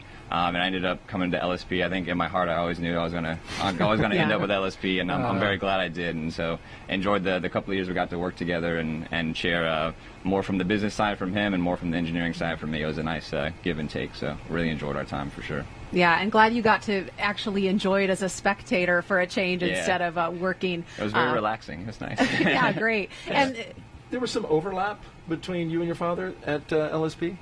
Yeah, so I finished my master's in mechanical engineering in 2015, and so we worked together almost 5 years. So it was really nice. Like on some afternoons, like later in the week, he'd come by. We're not morning people, so we'd come by in the afternoon and chit chat about how things were going and what our plans for the weekend were. So it was nice to just pass by him and kind of talk a little bit of work, a little bit of personal stuff at the end of the day, and it was really enjoyable to be able to be with him. That's awesome. Yeah. As a non-morning person myself, I used to appreciate you getting up early with us. It was well worth it. Well worth it. Thank you so much, Jared. Thank you all. Thank you. All right. Thank you for being here. All right. Learning what an asteroid is made of without coming into contact with it takes the right scientific instruments. We'll talk about that in a moment. But first, let's check in with Megan Cruz on top of OSB2 with another program scientist. Megan. Hey there, Daryl. Yeah, now I have Tom Statler. Tom, what did you think of the launch today? Oh, it was absolutely beautiful. Absolutely. I just couldn't have hoped for a more spectacular launch. Yeah, and you're the program scientist on this mission. Can you talk to us about what that role entails? Sure. I mean, all of our missions have program scientists at headquarters. We're the main science advocate for the mission, and we also work with the mission teams kind of as coaches to make sure that the science ambitions that they have for the mission fit with NASA processes. Gotcha. And we saw Lucy lift off about 30 minutes ago. Can you talk to us about how her three main instruments are going to work together to study the Trojans? Sure. So Lucy has three main instruments. There's the LORRI, which is a high-resolution black and white camera, LORALF, that is a spectroscopic camera, and LITESS, that is a thermal imager, like a no-touch thermometer. And so we'll be able to get detailed images of the landforms, the craters, cliffs, landslides, anything else that's been going on the surfaces. LORALF will be able to tell us about composition, so we'll get an indication of the mineralogy, the chemical composition, and LITESS will tell us from the temperature readings what's the texture of the surface. Is it rocky? Is it sandy? Is it gravelly? They all work together to tell us what's going on these asteroids. Wow, without even landing on them. That's amazing. And we know that Lucy was named after the Lucy fossil. The Lucy fossil was named after the Beatles song, Lucy in the Sky with Diamonds. And actually, Lucy actually has a diamond on board. Can you talk to us about that? It does. So the LITESS instrument, that touchless thermometer, is an interferometer, and people who are into instrumentation know what that means. But in an interferometer, you need to divide the incoming light into two paths, and so you need a device, an optical device called a beam splitter, and one of the best ways to make a beam splitter is to make it out of synthetic diamond. So there is a synthetic diamond, not a natural diamond. It's a pretty big one. I understand it's about 20 carats, which would make big Would make piece a of good jewelry. diamond ring, but yeah. it's an industrial piece of synthetic diamond that's really essential for getting these temperature readings on the surfaces of the Trojan asteroids. Awesome. And you're also the program scientist for DART. That's scheduled to launch next month. Can you tell us about that experiment? I can. Well, DART, like Lucy, is going to an asteroid, and that's where the similarity ends. Okay. Because DART, Lucy, of course, is going to the Trojan asteroids in the outer solar system, and DART is going to a near-Earth asteroid, not so much with the intent of studying it, but to demonstrate that we have the technological ability to be able to deflect an asteroid if we're ever in a situation where there's an asteroid on collision course with Earth. There is not one now. No known asteroid is on a collision course with Earth, and the asteroid that we're going to collide with deliberately with the DART spacecraft is not a danger to Earth, and there's nothing that we can do to make it a danger to the Earth. But we're going to test our ability to target an asteroid, to execute a kinetic impact, that is, run a spacecraft into it, and then we're going to test the asteroid's response to that impact. How much do we move it by, and how effective that will be to protect Earth in the future. Sounds like a movie. Strange, huh? No, maybe not with as dramatic a script as some of the past movies, but it'll be very exciting when we execute the kinetic impact and then get the data from ground-based telescopes afterwards that tells us what we actually accomplished. Great, Tom. Thank you so much. I appreciate you being here. Thank Marie, you. back to you. All right, thank you, Megan. If you're just joining us, we had a spectacular launch this morning in Florida. NASA's Lucy launched into the sky with a diamond, a pretty big one, it sounds like, apparently. About 36 minutes ago. And the spacecraft lifted off on a United Launch Alliance Atlas V rocket from Space Launch Complex 41 at Cape Canaveral Space Force Station. That was at 5:34 a.m. Eastern Time. And in just a little bit, we expect to hear confirmation of spacecraft separation. And there's a replay of the launch from this morning. A beautiful shot there as you see the Atlas V launching away from Space Launch Complex 41 here at the Cape Canaveral Space Force Station. It was a beautiful launch, and every launch is always a little different, right? We had some clouds up high, and it went behind them and then popped back out. Yeah. I love that. I love when it illuminates the clouds, because you don't, I mean, it's pitch dark behind us now, and so you don't even know they're there, and the rocket just lights up the entire sky, and it's stunning. It's like a sunrise. Wonderful.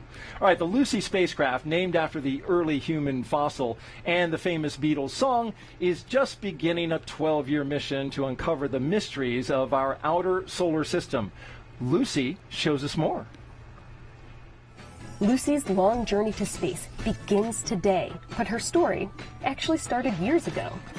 It took a team of scientists and engineers many years to plan where Lucy would go and what she would have to do.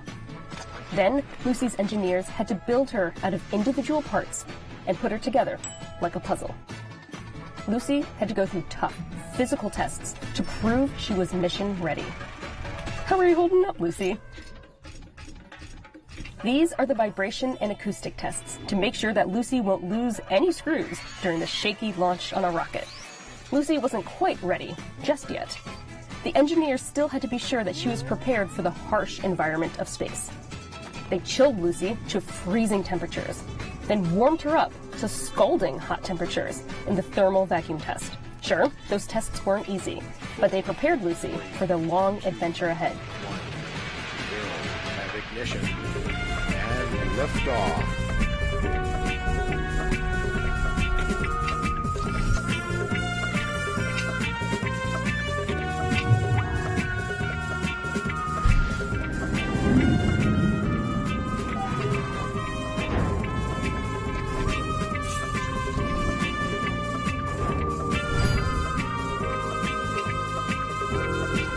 We're glad you can join Lucy on her adventure to explore the Trojan asteroids. Now, let's get the journey started. I'm really starting to love that cartoon Lucy. Yeah. She's great. Really cute. Thank you, Lucy. Let's send it over now to Megan. She is with the paleoanthropologist who discovered the Lucy fossil in 1974. Megan. Yeah, Daryl, what an honor to have Donald Johanson here with me today. Good morning to you. Good morning to you. You know, you have to take me back to that day when you discovered Lucy in Ethiopia back in 1974. Tell me how you found her. Well, it's amazing. It'll be 50 years since that discovery, 2 years from now. I was a young anthropologist. I was searching in the extreme northeast of Ethiopia for looking for remains of our human ancestors. I glanced over my shoulder one day. I saw a little piece of bone, recognized it as belonging to a human skeleton, and it led to Lucy. And Lucy has become the benchmark by which all discoveries are judged. That's amazing, just to see over the shoulder. Like, how did you pick this small piece of bone out from all around you? Well, you know, when you're out there, you train your eye. And you know how we always say you find something in the last place you look? Well, that's sort of like what happened. Oh, my gosh. I carry these images in my mind of bones and teeth and so on. And when I saw that piece of elbow, I knew it couldn't be from a baboon, it couldn't be from an antelope, and from all the work I had done in graduate school, I knew that it had to come from a human ancestor. And why did you name her after the Beatles song? Well, I thought it was a female because of the very small size of the bones. And we thought, well, is this a child? No, the third molars were erupted, the wisdom teeth, as we call them today. And that night in camp, in the middle of nowhere, when we were celebrating her discovery, we were listening to a Beatles tape, Sgt. Pepper's Lonely Hearts Club Band, and the song Lucy in the Sky with Diamonds was playing, and someone said, why don't you just call her Lucy? And that was it. You could not go back and call her anything else. No, that I love became that her name. Yeah. And now you just told me that this was your first launch, and it gave you goosebumps. That's so wonderful. I mean, how was it to know that there's a spacecraft on there that's named after the fossil you discovered? Well, I will never look at Jupiter the same. Jupiter was always interesting to me as a kid. I had my little telescope. I watched the moons go around Jupiter. And to be out here this morning was absolutely mind-expanding. And it was such a positive experience. You know, the world is going through some tribulations. Something as positive as this is, people should look at and see what the creativity of the human mind can do. Yeah, Don, and there it is. you. She's on her way. Yeah, I'm and so glad she you're will tell here us for this. so much. Yes, and awesome. I just had goosebumps. Yeah, perfect. Thank you so much for being here. I appreciate it. Why don't we send it back over to Joshua and Mick for another update on Lucy. Hey, thanks so much, Megan. Unfortunately, we didn't quite fly over Ethiopia. We did fly over part of southern Africa on our way there, and we're in the middle now of the second burn of the Centaur. Mick, talk to us about what the second burn is. So main engine start did occur just a few minutes ago, and this will get Centaur and Lucy into its transfer orbit, leaving the park orbit around Earth, heading into that orbit, to get Lucy on her way to the Trojan asteroids. So very important burn. This will last about 6 minutes and to get her the velocity and everything she needs to go to get on her way to the Trojan asteroids. There you go. So just under about 4 minutes left in this burn. So going back today, we did kick off at 5:34 on the button and got a report pressures during the burn. From storage bottle pressures look good. From the ULA commentator Rob Kesselman, ULA always expecting excellence, but he reported that the booster performed better than expected. I'm not sure what's better than excellent, but they got it today. Yeah, it just means we had some great performance from the first stage booster in the RD-180, putting Centaur into the proper orbit and that injection that they needed for getting Lucy on her way. And now that we're into main engine start 2, that just means we have a more precise trajectory, and everything's looking good. The spacecraft customer and ULA and Launch Services Provider program are very happy at this point. Yeah, so Lucy, after this burn is completed, we'll then wait a few more minutes before we get into separation from the Centaur. And at that point, Lucy will be set up for her first orbit, her first major orbit of Earth, which will be just under 1 year to complete, and then have the first Earth gravity assist flyby, where Lucy will get close enough to Earth where she'll literally just be, it's like kind of like a slingshot effect, where she will just pick up speed flying past Earth to start getting out towards where the asteroid belt and the Trojan asteroids are. Yeah, first of 3 gravity assist. That's right. So it'll be a big move for her. That's right. And so kind of, again, thinking about the complexity of this, it's a little bit shocking to think about. The first asteroid won't be explored, won't be passed by for another 4 years. And then beyond that, there's another gravity assist later on down the road after a few Trojan asteroids being explored. Yeah, 12-year mission. Very excited about this. We just started this morning, right? And the team did a great job, developing this trajectory and making sure that we could get out to those Lagrange points that needed where those asteroids are. Is it Lagrange or Lagrange? It's Because Lagrange. I think depending upon what part of America or the part of the world you're from, it could be a different pronunciation there. Daryl reminds me all the time it's Lagrange, but if you're from the South, it's probably something else. I don't know. But Lagrange points, where the Trojan asteroids are in L4 and L5, and that's a very important. I mean, this team did an excellent job in this trajectory design, and Centaur is on target to deliver Lucy on that path. Yeah, so the Lagrange points, a little explanation there. So for every pair of planetary bodies that are interacting, that are kind of engaged, there are 5 Lagrange points, and those 5 Lagrange points are in very consistent places. And what that means is that a lot of people have this notion that if you're in low Earth orbit, the space station, for instance, that you are in zero gravity. This is actually a misconception. You're in what we call microgravity. Yes. And so as you're in orbit, you're essentially falling around the Earth. And so gravity is still at about 98% of what it is right here now. And so when you're at a Lagrange point, there's actually a balance of gravitational forces where you're able to essentially sit there in what really is a zero gravity. That's probably a more appropriate place to describe zero gravity. Again, you mentioned Lagrange points 4 and 5. That's where these 2 groups of Trojan asteroids hang out. And these are actually nowhere near Jupiter. So they're Jupiter's. Sorry, we're getting calls here. Good performance here on the Centaur still, as they're about to wrap up this second burn, again, preparing for spacecraft separation. Seconds till MECO 2.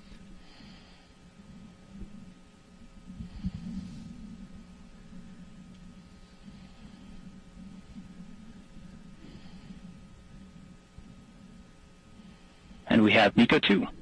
That's a good sign right there. Main engine cut off 2. That means Centaur has done its job, performed, and will be RCS system. Coasting for just a few minutes as we get ready for spacecraft separation. Centaur makes sure she's pointing in the right direction. That's right. And so just finishing that thought, the Lagrange points 4 and 5 are roughly equidistant from the Sun and Jupiter, making isosceles or equilateral triangles. If you're ready for your math at 6 a.m. Or whatever time it is right now, we're watching our mission clock here, and so essentially they are the same distance from Jupiter as Jupiter is from the Sun. Which is roughly 465 million miles. So these points are very far from Jupiter, very far from the Sun, but pretty exciting. And Mick, LSP, no stranger to exploring the solar system, no stranger to mission success with science missions. Yeah, we are very happy to be working with United Launch Alliance, our commercial partner today, with this Atlas 5401. This mission started 7 years ago for some of these folks, some longer. And as the Atlas 5401 was selected for this mission, LSP took all those requirements from our spacecraft customer, and we looked at those and we decided what needed to be done, and we selected the Atlas V for this mission. Our team of engineers, scientists, and analysts worked very closely with the spacecraft customer and United Launch Alliance, and as a result, we had a successful liftoff at 5:34 a.m. today, the very beginning of our window and the beginning of our science period. So very happy so far. Still waiting for that spacecraft separation and making sure the spacecraft's healthy, but so far everything has been going just as we had predicted. Yeah, very good. A reminder coming up ahead, we have spacecraft separation.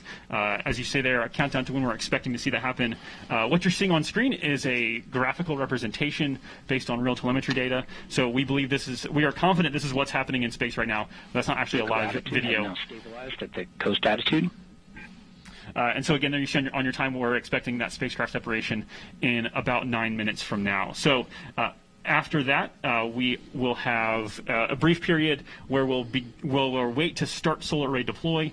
Then we'll have that takes about 20 minutes to deploy the solar arrays, big beautiful solar arrays, and then we will, once those are up and powered, we would expect a couple minutes later to be able to get that acquisition of signal. That's a very scary time for the spacecraft team. They'll be waiting for that for sure.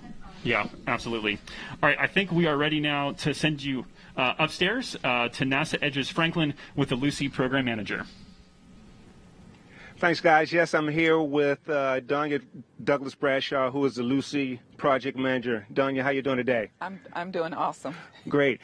How do you prepare for a mission like Lucy when nothing quite like this has been done before? Well, it certainly takes a team of engineers, scientists, everyone. Dr. Hal Levinson, who is the Lucy PI, has a vision, and it takes a team of hundreds to bring that vision to fruition. How long have you been working on this project? So I joined Lucy about 3 years ago. Joined the team as the deputy project manager, and then about 2 years ago became the project manager. Now, do you have any exciting stories to tell about this mission? Because you all had to work through COVID to get this thing up and running. Yeah, COVID happened in March 2020 unexpectedly, and there was a lot of uncertainty around that. And but this team and this spacecraft development led by Lockheed Martin quickly, rapidly, without missing a beat, put together a plan to enable us to re-engineer the integration and test program. I know within the last 2 years, the components for the spacecraft were, compiled, but it wasn't even put together. How did you get that all up and running basically in a little over a year? Yeah. So, I mean, the plan, you're right. When the pandemic happened, we were about 5 or 6 months away from the start of our spacecraft integration and test program. And so there was a lot of uncertainty, but the entire team came together and really devised a way to keep people safe, do social distancing, adding the capability for folks to monitor the integration and testing remotely, using collaboration tools, online tools, just different techniques that were available to us. And so we were able to do that. Certainly there were some inefficiencies, but we were able to compress our schedule so that we could stick to this launch date. Great. Danya, thanks for joining us this morning, and continued success. Thank you very much. All right, Daryl, back to you. All right, Franklin and Danya, thank you so much. Earlier you heard a little bit about the Lagrange points. I got a primer from Mick and Joshua, and so now let's revisit that. Lagrange points are two gravitationally protected zones that are around the orbit of Jupiter. Here's Principal Investigator Hal Levinson and Lucy to help explain. The Trojan asteroids are found in Lagrange points, which are these special places that lead or follow a planet in its orbit by 60 degrees. And it's sort of where the gravitational force of the planet and the gravitational force of the sun all cancel out. So if you put an object there, it will stay there for a long period of time, basically forever. So when we see objects there, these are objects that we know were in place a very long time ago. So if you just take a random asteroid and just put it in the outer solar system, the gravitational force of the 4 giant planets will just clear them out in a very short period of time. So they'll basically be gone. So the only places, it turns out, in the outer solar system where you can find stable regions are these Lagrange points. Lucy in particular is going to go after the Jupiter Trojans. We're trying to see a type of object that represents and constrains the formation of the outer planets. And you need to go to these Lagrange points in order to see that kind of object. One of the really groovy aspects of our mission is its trajectory, because we're visiting a record number of objects like these Trojans. And we do that with this very complicated dance, particularly in the beginning, where we are using the Earth actually as a gravitational slingshot. So Lucy will start off in an orbit very similar to the Earth, and then gravitational encounters with the Earth will actually pump it up so it gets out to the Lagrange points near Jupiter's orbit. So if you're going to understand how planets like the Earth formed, you have to understand how the bigger planets, which sort of dominated the whole process, came to be. And that's what Lucy is going to do. Well, that was Hal on tape. Let's join Hal live now, who is with Blair from NASA Edge. Guys, take it away. Thanks so much, Daryl. Hal, obviously an incredible launch. You've been very involved and very important to the Lucy mission, but tell us about the experience of being on console and seeing the launch this morning. It was one of the most exciting experiences of my life. It was truly awesome in the old-fashioned meaning of that word, right? Well, I mean, you've carried this mission for so long, so seeing this happen, what a great moment, not just for you, but for the whole team. Well, it's been a team effort, there's no doubt. Danya talked a lot about how it took a really village to build this spacecraft, right? And under some very difficult conditions. So, sorry. No, it's an emotional moment. I mean, this is a big deal. It is, obviously. and Yes. it's been the last 24 hours has just been a roller coaster of excitement and build up, and everything was a success. Tell us a little bit about your history with Lucy. How did it all start for you?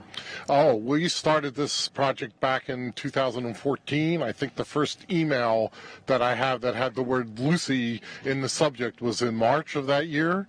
And we've been working and competing against other missions since then. It's been a haul. And, you know, the amazing thing about doing something like this is that it was all paper and PowerPoint until about a year and a half ago. And then the folks at Lockheed took these concepts and built a spacecraft. And you know what's amazing, too, is you had a very interesting window. You really needed to launch today, or you'd have to wait a long time before you could try again. Well, we have a spectacular trajectory. I think you've been talking about that all day. We're going past an amazing collection of objects. And we have one chance really to do this. The planets are literally aligning in order to make this trajectory happen. So we either launch today, or a year from now we do an EGA, an Earth Gravity Assist. We could launch directly at that time too. So we had two chances, and luckily we got it off, and it's going. And you were able to you were on console, but you came up and actually saw the launch personally. I was not going to miss that, right? It's like witnessing a birth of a child, right? You just really had to see it. And now you watch the child being raised. That's right. Right. I mean, the analogy of pregnancy and then a birth and then raising a child is really good for what we've been going through here. Great metaphor. Thanks so much, Hal. We really are excited for you and the Lucy mission. Back to you guys. Go Lucy.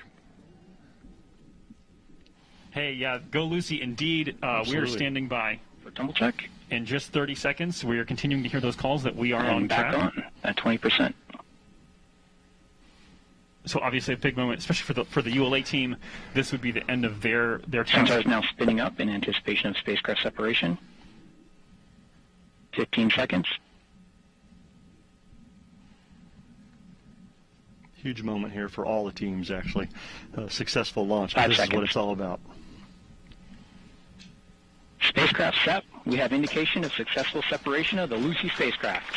So we're hearing some clapping here in the MDC here at the ASOC, Joshua, and that is a huge moment for all of the teams. We still have quite a bit to go.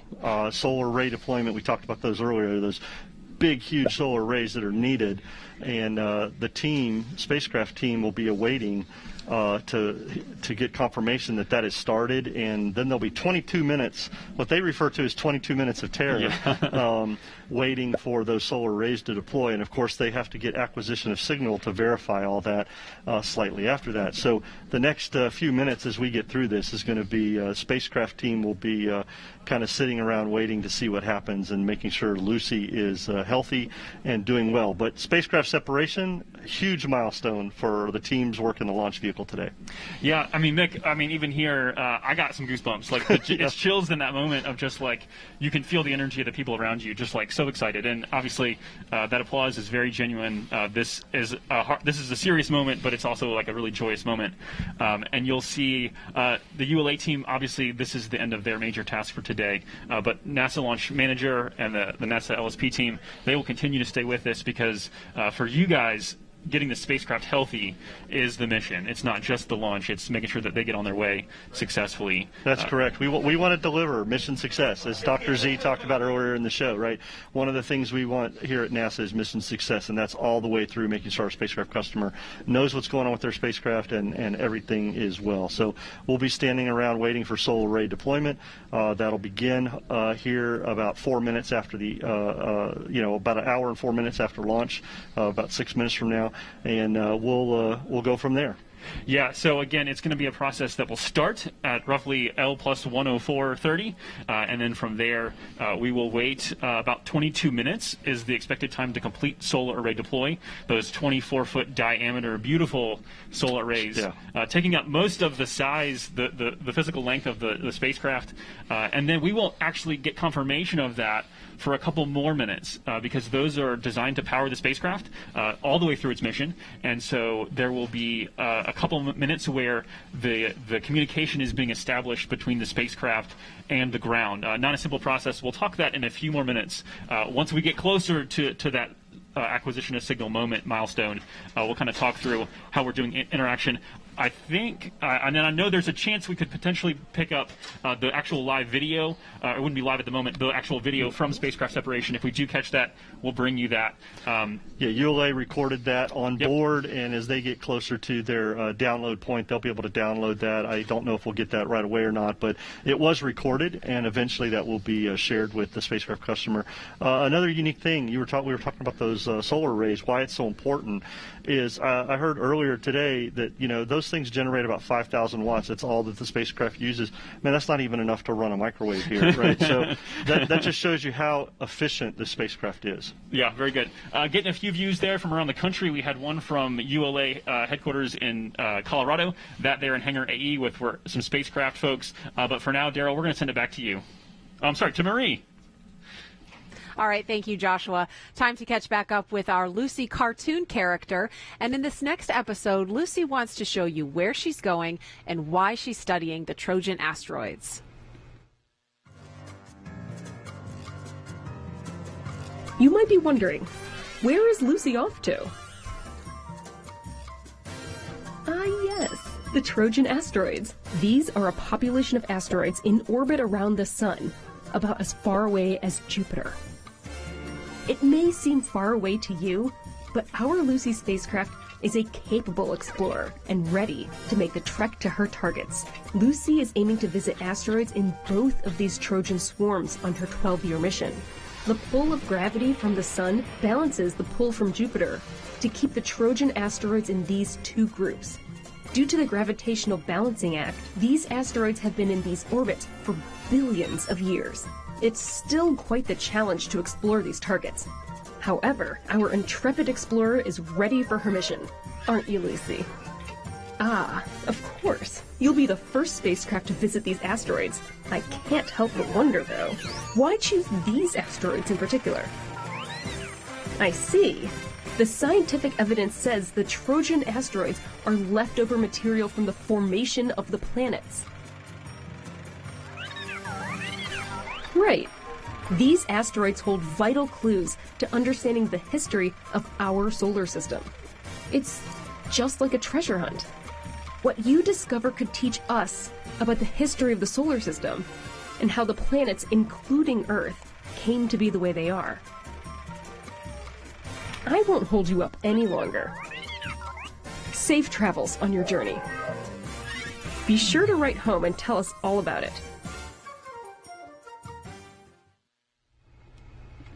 Welcome back out here to the broadcast area, and now we'd like to introduce you to a special guest, Audrey Martin. She's a graduate student at Northern Arizona University and played a role in today's launch. Audrey, you're a student and you were involved with the Lucy science team. How That's unique right. is that? It's incredibly unique. I feel very, very privileged to have been able to work with the science team and also be here for the launch. It's absolutely amazing. What specifically did you work on? I have been working with the science team, so I do surface composition, spectral analysis stuff, and I've been working with the surface composition working group to really understand everything that we can understand now about the surface of Trojan asteroids, so that when we get there, we can learn even more and we can be really prepared for what we're going to see and what we're going to discover. You've seen the successful launch. We all watched it here. That was pretty cool. Yeah. We just saw successful spacecraft separation, but now we're entering that tense moment where Lucy's unfurling those gigantic solar arrays. What's that like for you right now? I mean, I'm very optimistic. So far, everything that has gotten in the way of Lucy and the success of the mission, everyone has come together in a very collaborative way to overcome that, and so I'm very like it's destiny, huh? Yeah, I'm very optimistic, and I think it'll go really well. And it will. And if other students want to do something similar, how do other students team up with NASA like you did? Yeah, great question. So there's this program that the Lucy mission has put together with Arizona State University. It's called LaSpace. L''Space. How fitting. Yeah, it's perfect. Super cute. And it's for undergraduate students who are interested in working with NASA and working as a team and working on, designing missions and stuff like that. That is really exciting, and it's new. It's something that I didn't get to experience in undergrad, and I would have absolutely loved it. So if anyone out there is interested in it, you should definitely look up the LaSpace program. All right. Thank you so much, Audrey. Thanks for being here. Thanks. All right. Very good. And as you look at the bottom of the screen there, you can keep track as we are watching solar array deploy. You can see the timer is at 20 minutes and counting down. And we, of course, are monitoring the spacecraft team to find out the latest. Now, let's get back to that cartoon Lucy, right? Yes. She's kind of a hit. Yes. And in the next episode, we hear from Lucy's flight navigator, who discusses how the team directs Lucy on its journey to the Trojan asteroids. So to steer a spacecraft from millions of miles away, we have to first track its trajectory. So we have to determine where in the solar system the spacecraft is, predict where it's heading, and compare that to where we want it to go. So the navigation team ensures Lucy's on the right trajectory by tracking Lucy's position and velocity in the solar system, predicting where it's headed, and adjusting its course so that it aces the flyby. So once Lucy starts approaching one of its asteroid targets, the navigation team utilizes the instruments, the cameras on board, to take pictures of the asteroid and background stars, and that helps us hone in on targeting this close flyby. So commands travel at the speed of light, and over the course of Lucy's trajectory, its position from Earth is varying substantially. When Lucy is near Earth during our Earth gravity assists, it takes a mere seconds for the data or commands to be received by the spacecraft and for the spacecraft to send data back to us. But at the farthest extent of Lucy's trajectory and the farthest distance from Earth, it can take up to an hour for our commands to be received traveling at the speed of light. It's not only the data encoded in the signals, but it's the properties of the signals itself. We know what time the spacecraft sent the data, and we know what time it was received on Earth. So we can calculate how long it took the signal to travel at the speed of light, and that gives us information about how far Lucy is from Earth. And then we also can get velocity information because the spacecraft is moving away from the Earth as it's sending those signals, and so there's a change in the frequency of the radio signal, and that gives us information about velocity. So like all NASA missions, Lucy is designed to be robust to anomalies or surprises. But in the event that something unexpected happens, there's either a contingency plan on the shelf or a group of relevant mission experts are brought in to come up with the best solution to solve the problem.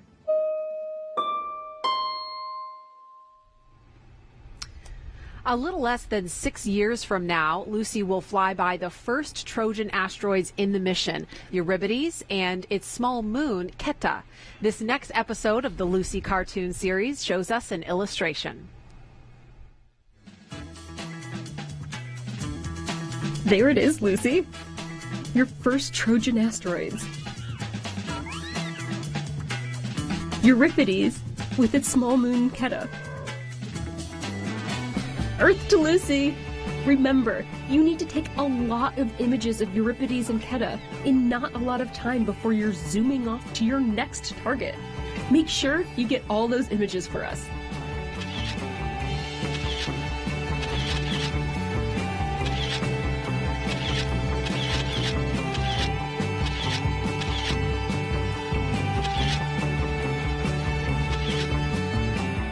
It's beautiful, isn't it?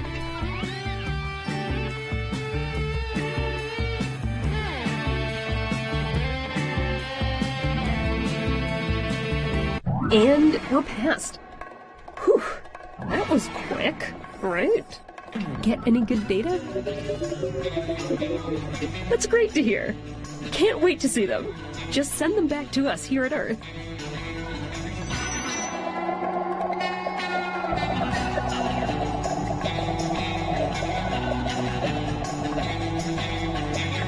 We have so much to learn from what you've already sent back to us, and you're just getting started out there. So remember, it will take Lucy 12 years to visit all 8 asteroids on her journey, and the next group of Trojan asteroids Lucy will visit each has its own unique characteristics and lessons to reveal. There's still 5 more Trojan asteroids to explore on your 12-year journey. Each one has a different story to tell about the history of our solar system. Next up is Polymele, a mere 21 kilometers or 13 miles in diameter. Afterwards, you'll be zooming by Lucas, which rotates at an extremely slow rate, with each day being about 18.5 Earth days long. Afterwards, you'll be on to Oris, which might be rich in organics and carbon. Lastly, you'll be on your way to a twin pair of asteroids, Patroclus and Menecius. These asteroids, relatively unchanged over 4 billion years, will give us a glimpse of our solar system's distant past. With each flyby of a Trojan asteroid, you'll be looking at time capsules from the birth of our solar system over 4 billion years ago. Lucy, what your observations tell us about the composition and properties of the Trojan asteroids could give us clues about how Earth came to be. Absolutely. Carry on your journey, Lucy. And don't forget to call and show us what you find out there. We'll be waiting. Good luck. Thank you, Lucy. The Trojan asteroids have been called ancient time capsules. So you know what? We've got a challenge for you to create your own time capsule to open when Lucy completes the mission in 12 years. Here's how you can get involved. March 2nd, 2033. Where will you be? The Lucy spacecraft will be right here. But what about you? Over the next 12 years, NASA's Lucy mission will explore more asteroids than any previous mission, flying by 1 main belt asteroid and 7 Trojan asteroids. These ancient time capsules will allow us to trace the origins of our solar system. We invite you to accompany Lucy on its 12-year journey by creating your own time capsule. Set aside a box of mementos, create a digital file, or simply write a letter to yourself. Get creative. We encourage you to post a photo, drawing, video, or other description on social media using the hashtag LucyTimeCapsule. At each major mission milestone, we'll remind you to revisit and add to your time capsule. Consider, what would you tell your future self? In what ways will you grow? How do you want to mark this current moment in your life? Lucy carries her own time capsule into space, a plaque with words of wisdom for our descendants who may one day come across the spacecraft long after its primary mission ends. The messages encourage hope and humility, knowledge and curiosity, appreciation of humanity, and exploration of the cosmos. We hope you'll join us, and Lucy, as we look with anticipation upon the unknown of our future, both as individuals and as humankind. And remember to use the hashtag LucyTimeCapsule when you are sharing your videos and photos on social media. And we can't wait to see what you come up with. And what Marie comes up with. Look at here. I heard about this project and I got so excited, so I came prepared with my own little time certainly capsule did. items. I have a picture of my kids. They're both under 6, so they're going to look so much different when Lucy gets done in 12 They years. will. Look They at might not that. like me as much then either, but box is pink. so we got to remember this moment. I've got one of their favorite toys, a unicorn. Some patches from missions this year. The Crew 2 one they launched good earlier touch. this year, and Yeah. the Lucy mission patch, of course. Good. A pair of my kids' shoes because I'm sentimental. A mask. What's this? Because it's a face mask. I mean, that's it pretty will remember appropriate. the times. And my first plane tickets from my first post-quarantine trip on an airplane. about So, that? how about you, Daryl? What do you have? Well, I don't have all that, but you know what? I wore some socks that are my planetary wore socks. You see that? I mean, we don't want to show well, the audience that. he's taking off his I'm going to sock. take off. But this is great because you know why? That's Jupiter on my sock, right? All right, well. And so on the other side, what's that, Marie? I don't know. Maybe some asteroids? It looks like Euripides, maybe. You know, Great. but you know what? I was going to share this with you, but you just took that off your foot, so you can get your own time capsule box. I can't put it in the little girl's shoe? You can put it in my baby shoe, sure, yeah. Great. All right, and we have first light right behind us. You can start to see sunrise hasn't beautiful. happened yet. This is just beautiful. This is a beautiful view. This is the Kennedy Turn Basin where we brought in the shuttle main external tank and also brought in the core stage for the Artemis mission, and that's going to be a great one. Yeah, so much coming up here on the Space Coast. We heard a little earlier from Lucy's project manager. Now here's a recap in her own words about the work it took to get Lucy into the sky.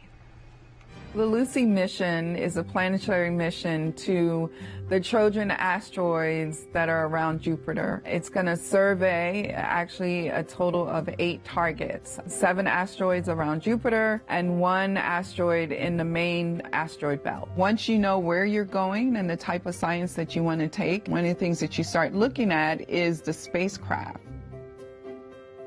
What size spacecraft? Where is it going? How much power does it need to carry? Does it need solar arrays? What type of solar arrays? What type of vehicle is going to be used to launch it into space? So that dictates how much mass you can carry. And one of the things I do as a project manager is to assemble a team of scientists and engineers and technicians and business people to design that overall spacecraft to achieve your mission. In designing the spacecraft, you are always thinking about what type of environment is it going to be subjected to. Is it going to orbit around Earth? Is it going into deep space? Is it going to Mars? Is it going close to the sun? And so as engineers, one of the things that you're thinking about very early on is how can you design this system and test this system in order to verify and convince yourself that it's going to survive in space. And as part of that, it goes through a very rigorous test program. And so we call it shaking and baking.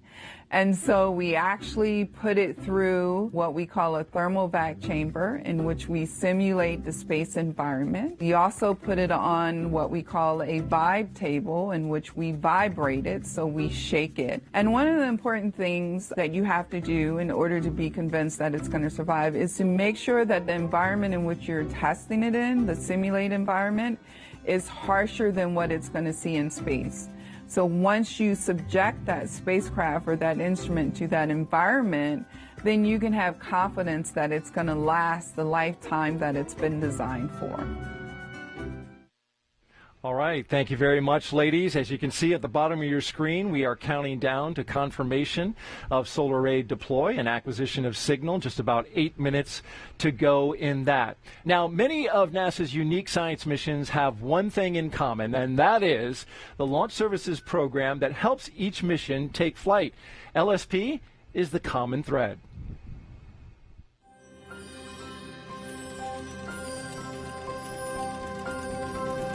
Since the dawn of humanity, we have looked to the stars and dreamed of bridging the gap between the Earth and the cosmos. In the 20th century, NASA turned that dream into a reality by launching humanity into a bold era of scientific discovery. As pioneers of space travel, our best and brightest designed and built everything from the ground up. from launch pads to rockets, all of which were government-owned and operated. As NASA's science and robotics evolved, we encouraged a competitive launch market to develop, ushering in a new way to explore and discover through commercial spaceflight. Spacecraft customers from around the world, all with the same desire, reached out to find an expert at NASA for support. Thus, NASA's Launch Services Program was born. Our mission is to centralize NASA's launch services and address state-of-the-art customer needs when placing their spacecraft in orbit around the Earth, the Sun, or destinations deeper into the solar system. The LSP family is made up of a diverse tapestry of government and contractor engineers, analysts, operation experts, and business advisors, all united by a common goal: to get your spacecraft off the ground on time, on budget, and successfully to its final destination, wherever that may be. We match scientific and robotic spacecraft with the appropriate rocket and certify rocket performance and reliability. We support full-service missions, advisory services, and one-of-a-kind contracts. The Launch Services Program is the common thread that bridges the spacecraft organization to the rocket designer, and the spacecraft to the rocket. We provide long-term technical leadership and expertise from pre-mission planning to system verification and validation, all the way through launch. Whatever the vision or requirements, our team will be there, guiding our customers every step of the way on their journey through space. We are the common thread that connects the science world to the physical world by putting the necessary instruments in place. The thread that weaves NASA's industry-leading knowledge and support into the fabric of the commercial space market. We unite customers, capabilities, and culture to explore space through unparalleled launch services. NASA's Launch Services Program. We are Earth's bridge to space. All right, we are now at launch plus 1 hour, 21 minutes, and just under 5 minutes away from what we hope will be acquisition of signal. We're still inside that 22 minutes of terror when we don't know that yet. That's why I say we hope. We'll find out in about 4 minutes now. We will be checking in with the launch team in just a minute, but before we do that, NASA's Launch Services Program has a really busy rest of 2021 planned. Here's a preview of what's ahead. Since 1998, NASA's Launch Services Program, or LSP, has served as Earth's bridge to space. Based at NASA's Kennedy Space Center in Florida, the program matches scientific and robotic spacecraft with launch vehicles for some of America's most inspiring space missions. Our mission: to successfully place spacecraft in orbit around the Earth, the Sun, and destinations deeper into the solar system. We centralize NASA's launch services while addressing state-of-the-art customer needs. But LSP does more than pair spacecraft with the appropriate rocket. The diverse group of government and contractor engineers, analysts, and advisors certify rocket performance and reliability. The team provides long-term technical expertise and support to spacecraft customers from around the world. The team manages launches from multiple sites depending on customer and mission needs.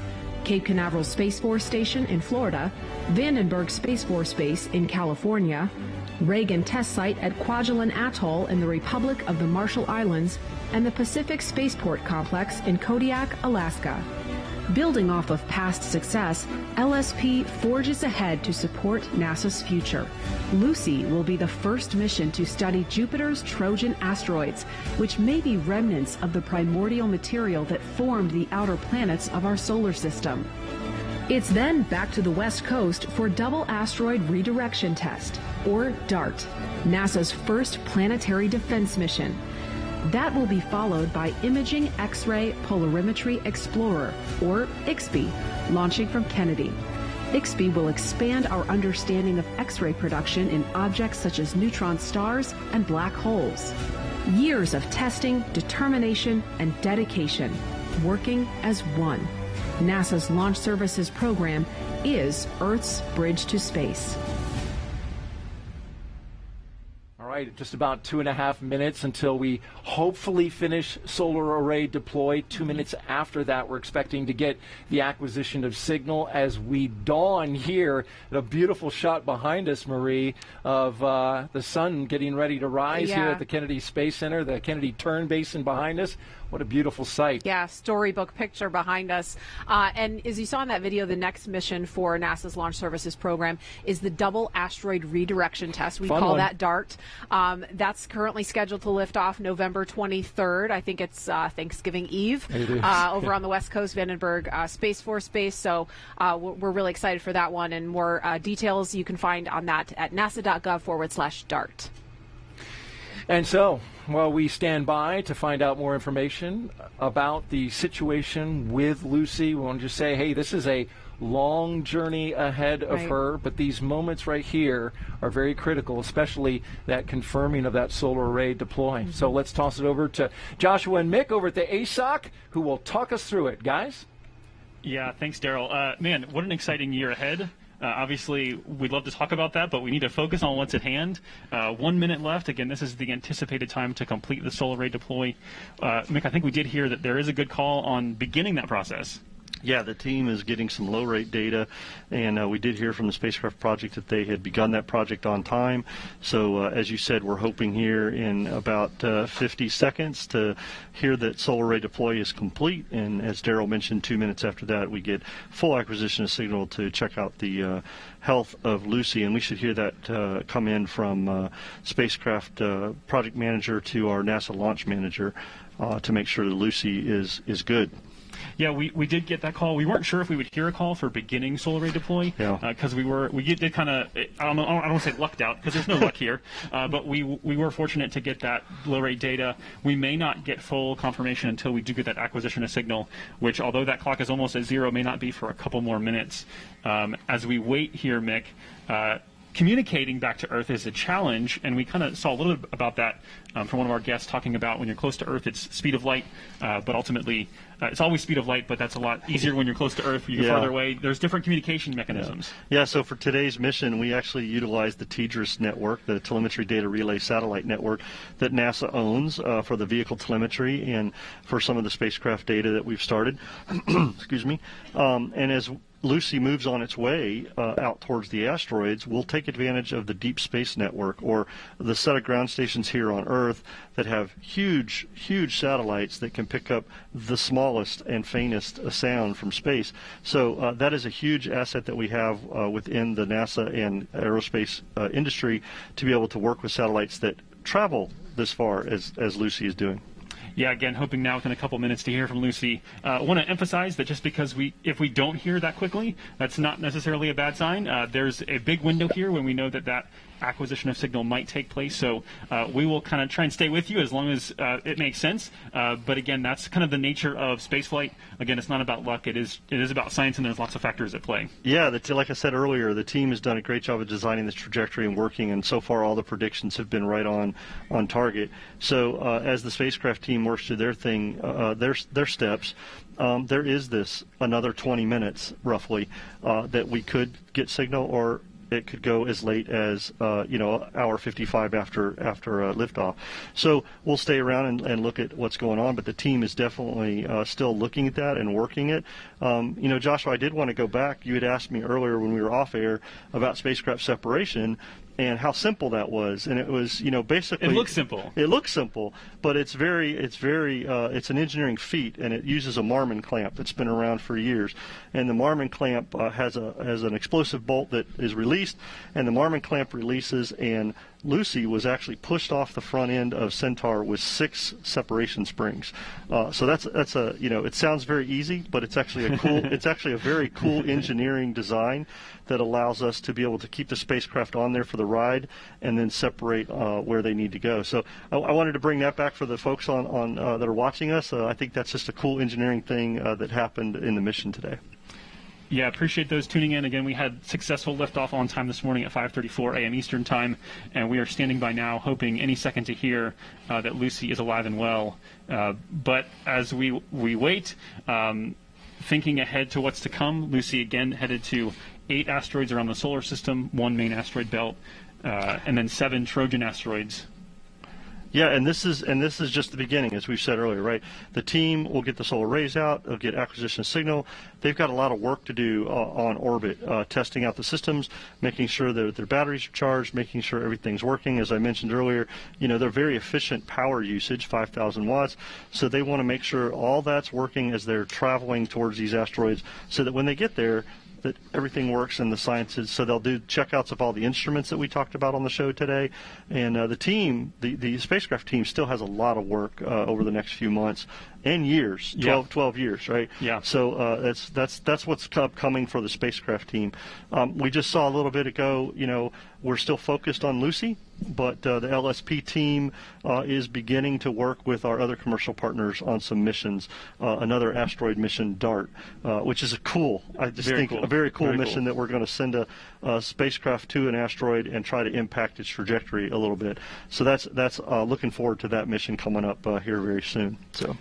Yeah, and looking ahead to Lucy's journey, she's if you're ever frustrated by your cell phone not working in a timely fashion, and you're kind of anxious to hear us get this call, a reminder that Lucy's now hurtling away from Earth at greater than escape velocity, which means more than 25,000 miles per hour away from Earth. So this is much more complicated than even a simple text message that you just can't get to send. Yeah. No, the teams are definitely paying attention, looking at all the stuff they've got, and watching that the automation on the spacecraft is working. Definitely can tell you that there's probably a little tense moments going on right now from that aspect. But we are still waiting to hear if we hear around us some clapping, but I'm not sure what that's for yet.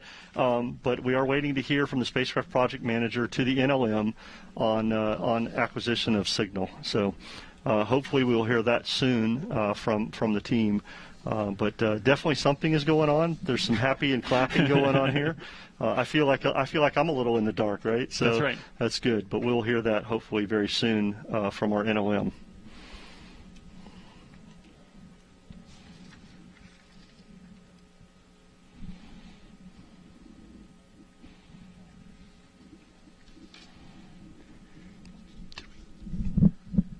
So, Mick, as we look ahead to this process, again, the speeds we're talking about here are pretty exceptional. Lucy will get up to a maximum speed of about 400,000 miles per hour. A lot of that has to do with these gravity assists that they'll get the slingshot effect from Earth, hurtling towards the Trojan asteroids, which are in the same orbit that Jupiter follows. All right, so I'm seeing lots of applause. I'm hoping that's a good sign. We haven't heard the word come in yet. So yeah, I just saw a movement that solar arrays are completely deployed. So that's a good thing for the spacecraft team. Solar arrays are completely out, and so now we're just waiting on acquisition of signal from the team. And Joshua, as we said, these things they ran some analysis, and there was some time frame here, and they're within their time frame. So not necessarily anything happened bad here, but it's going well so far for the Lucy spacecraft. So we'll wait to hear that they get that acquisition signal and determine the final health of the Lucy spacecraft. Yeah, the orbit that we're taking is a very high elliptical, where it will come around near Earth and then slingshot out into the Trojan asteroids in the same orbit as Jupiter, so that the apogee of that orbit would end up being kind of the slowest point of Lucy's motion, and Jupiter and the Trojans move at a speed of roughly 29,000 miles per hour in their orbit around the sun. So that kind of gives you a sense of the incredible speed that you have to build up so that at your slowest point, you're doing that. So again, an incredible trajectory and engineering feat to be prepared to rely on Lucy to fly freely for 12 years. That's something that a lot of people might have a misconception about, is that Lucy's not under powered flight for 12 years. Yeah, that's true. I mean, it's not like they can change trajectory during this time, right? We have put them on where they needed to be by the specific designed trajectory it needs to be. And with those massive solar arrays out there, they can't make very many. They can't make any maneuvers out there. So Lucy is on her way with solar arrays deployed, and things are going well so far. We're just still waiting to hear. Like I said, we keep hearing some clapping in the background. That we know that some of that is solar array deployment, and we're just waiting to hear that they've acquired signal of the spacecraft, and we'll go from there. Yeah, and it's looking like that word is in. I noticed there the folks in that room that you're seeing on screen have taken off their headsets. That is usually a sign that we are good to go here. So I believe we're good. We're going to send this out to Daryl now. So, Mick, that's going to do it for you and me here. Appreciate you riding along with me, Mick. Until next time. Yeah, Joshua, thank you. This was an exciting mission. Very happy for the spacecraft team so far and the launch LSP and United Launch Alliance teams. Looking forward to our next mission, DART. Awesome. Signing off from the ASOC, Daryl, back to you. Thank you, Joshua and Mick. And in the upper right-hand part of that picture, it was nice to see Hal Levison and Danya Douglas Bradshaw celebrating the big moment of acquisition of Signal. Yeah, Huge. finally able to breathe a sigh of relief. Yep. And now here's a special preview of NASA's next Launch Services Program science mission, launching next month. It's the Double Asteroid Redirection Test.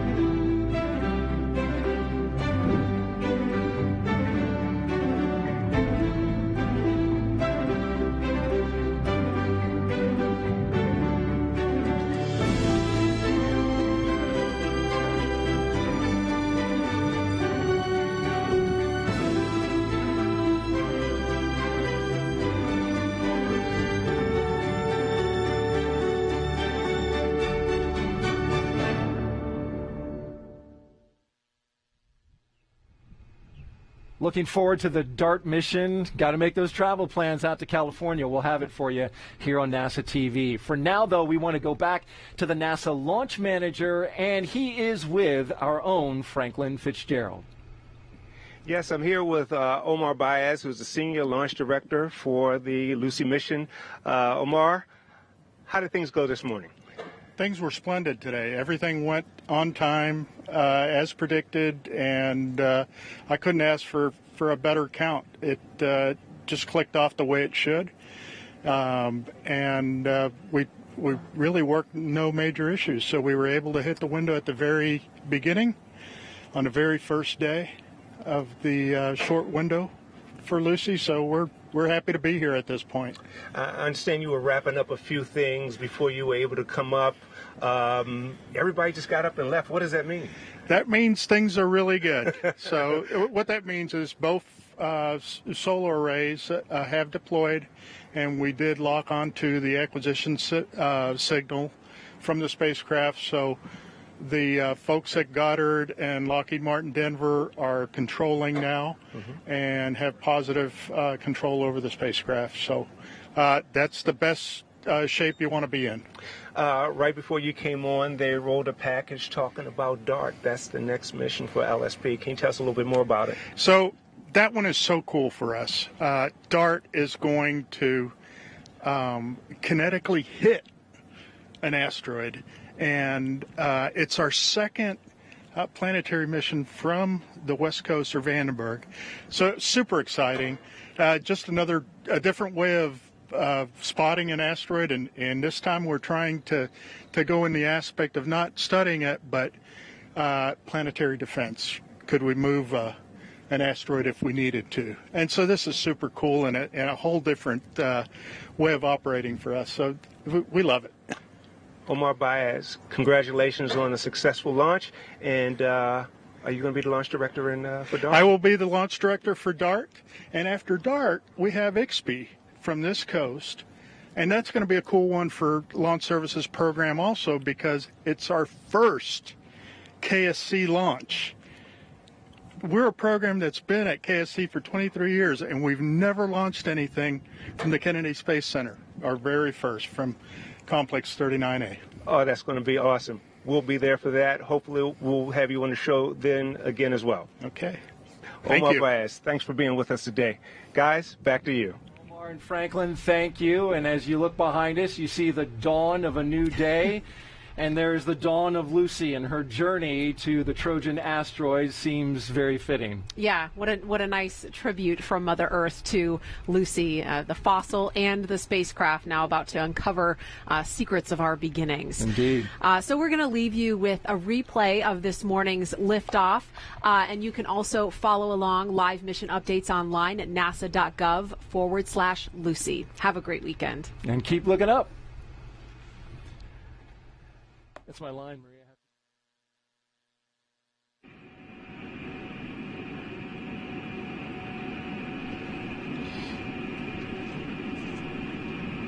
7, 6, 5, 4, 3, 2, 1, 0. Liftoff. Atlas V takes flight, sending Lucy to uncover the fossils of our solar system. Tower clear.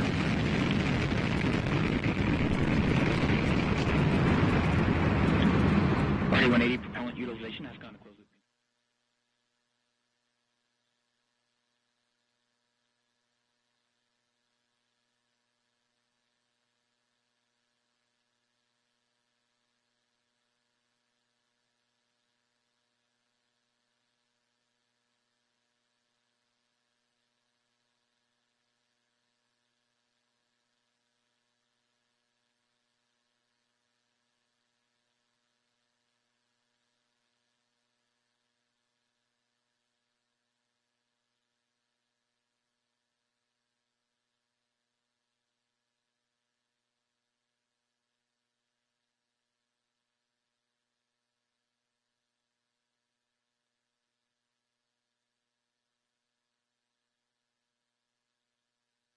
I have a feather.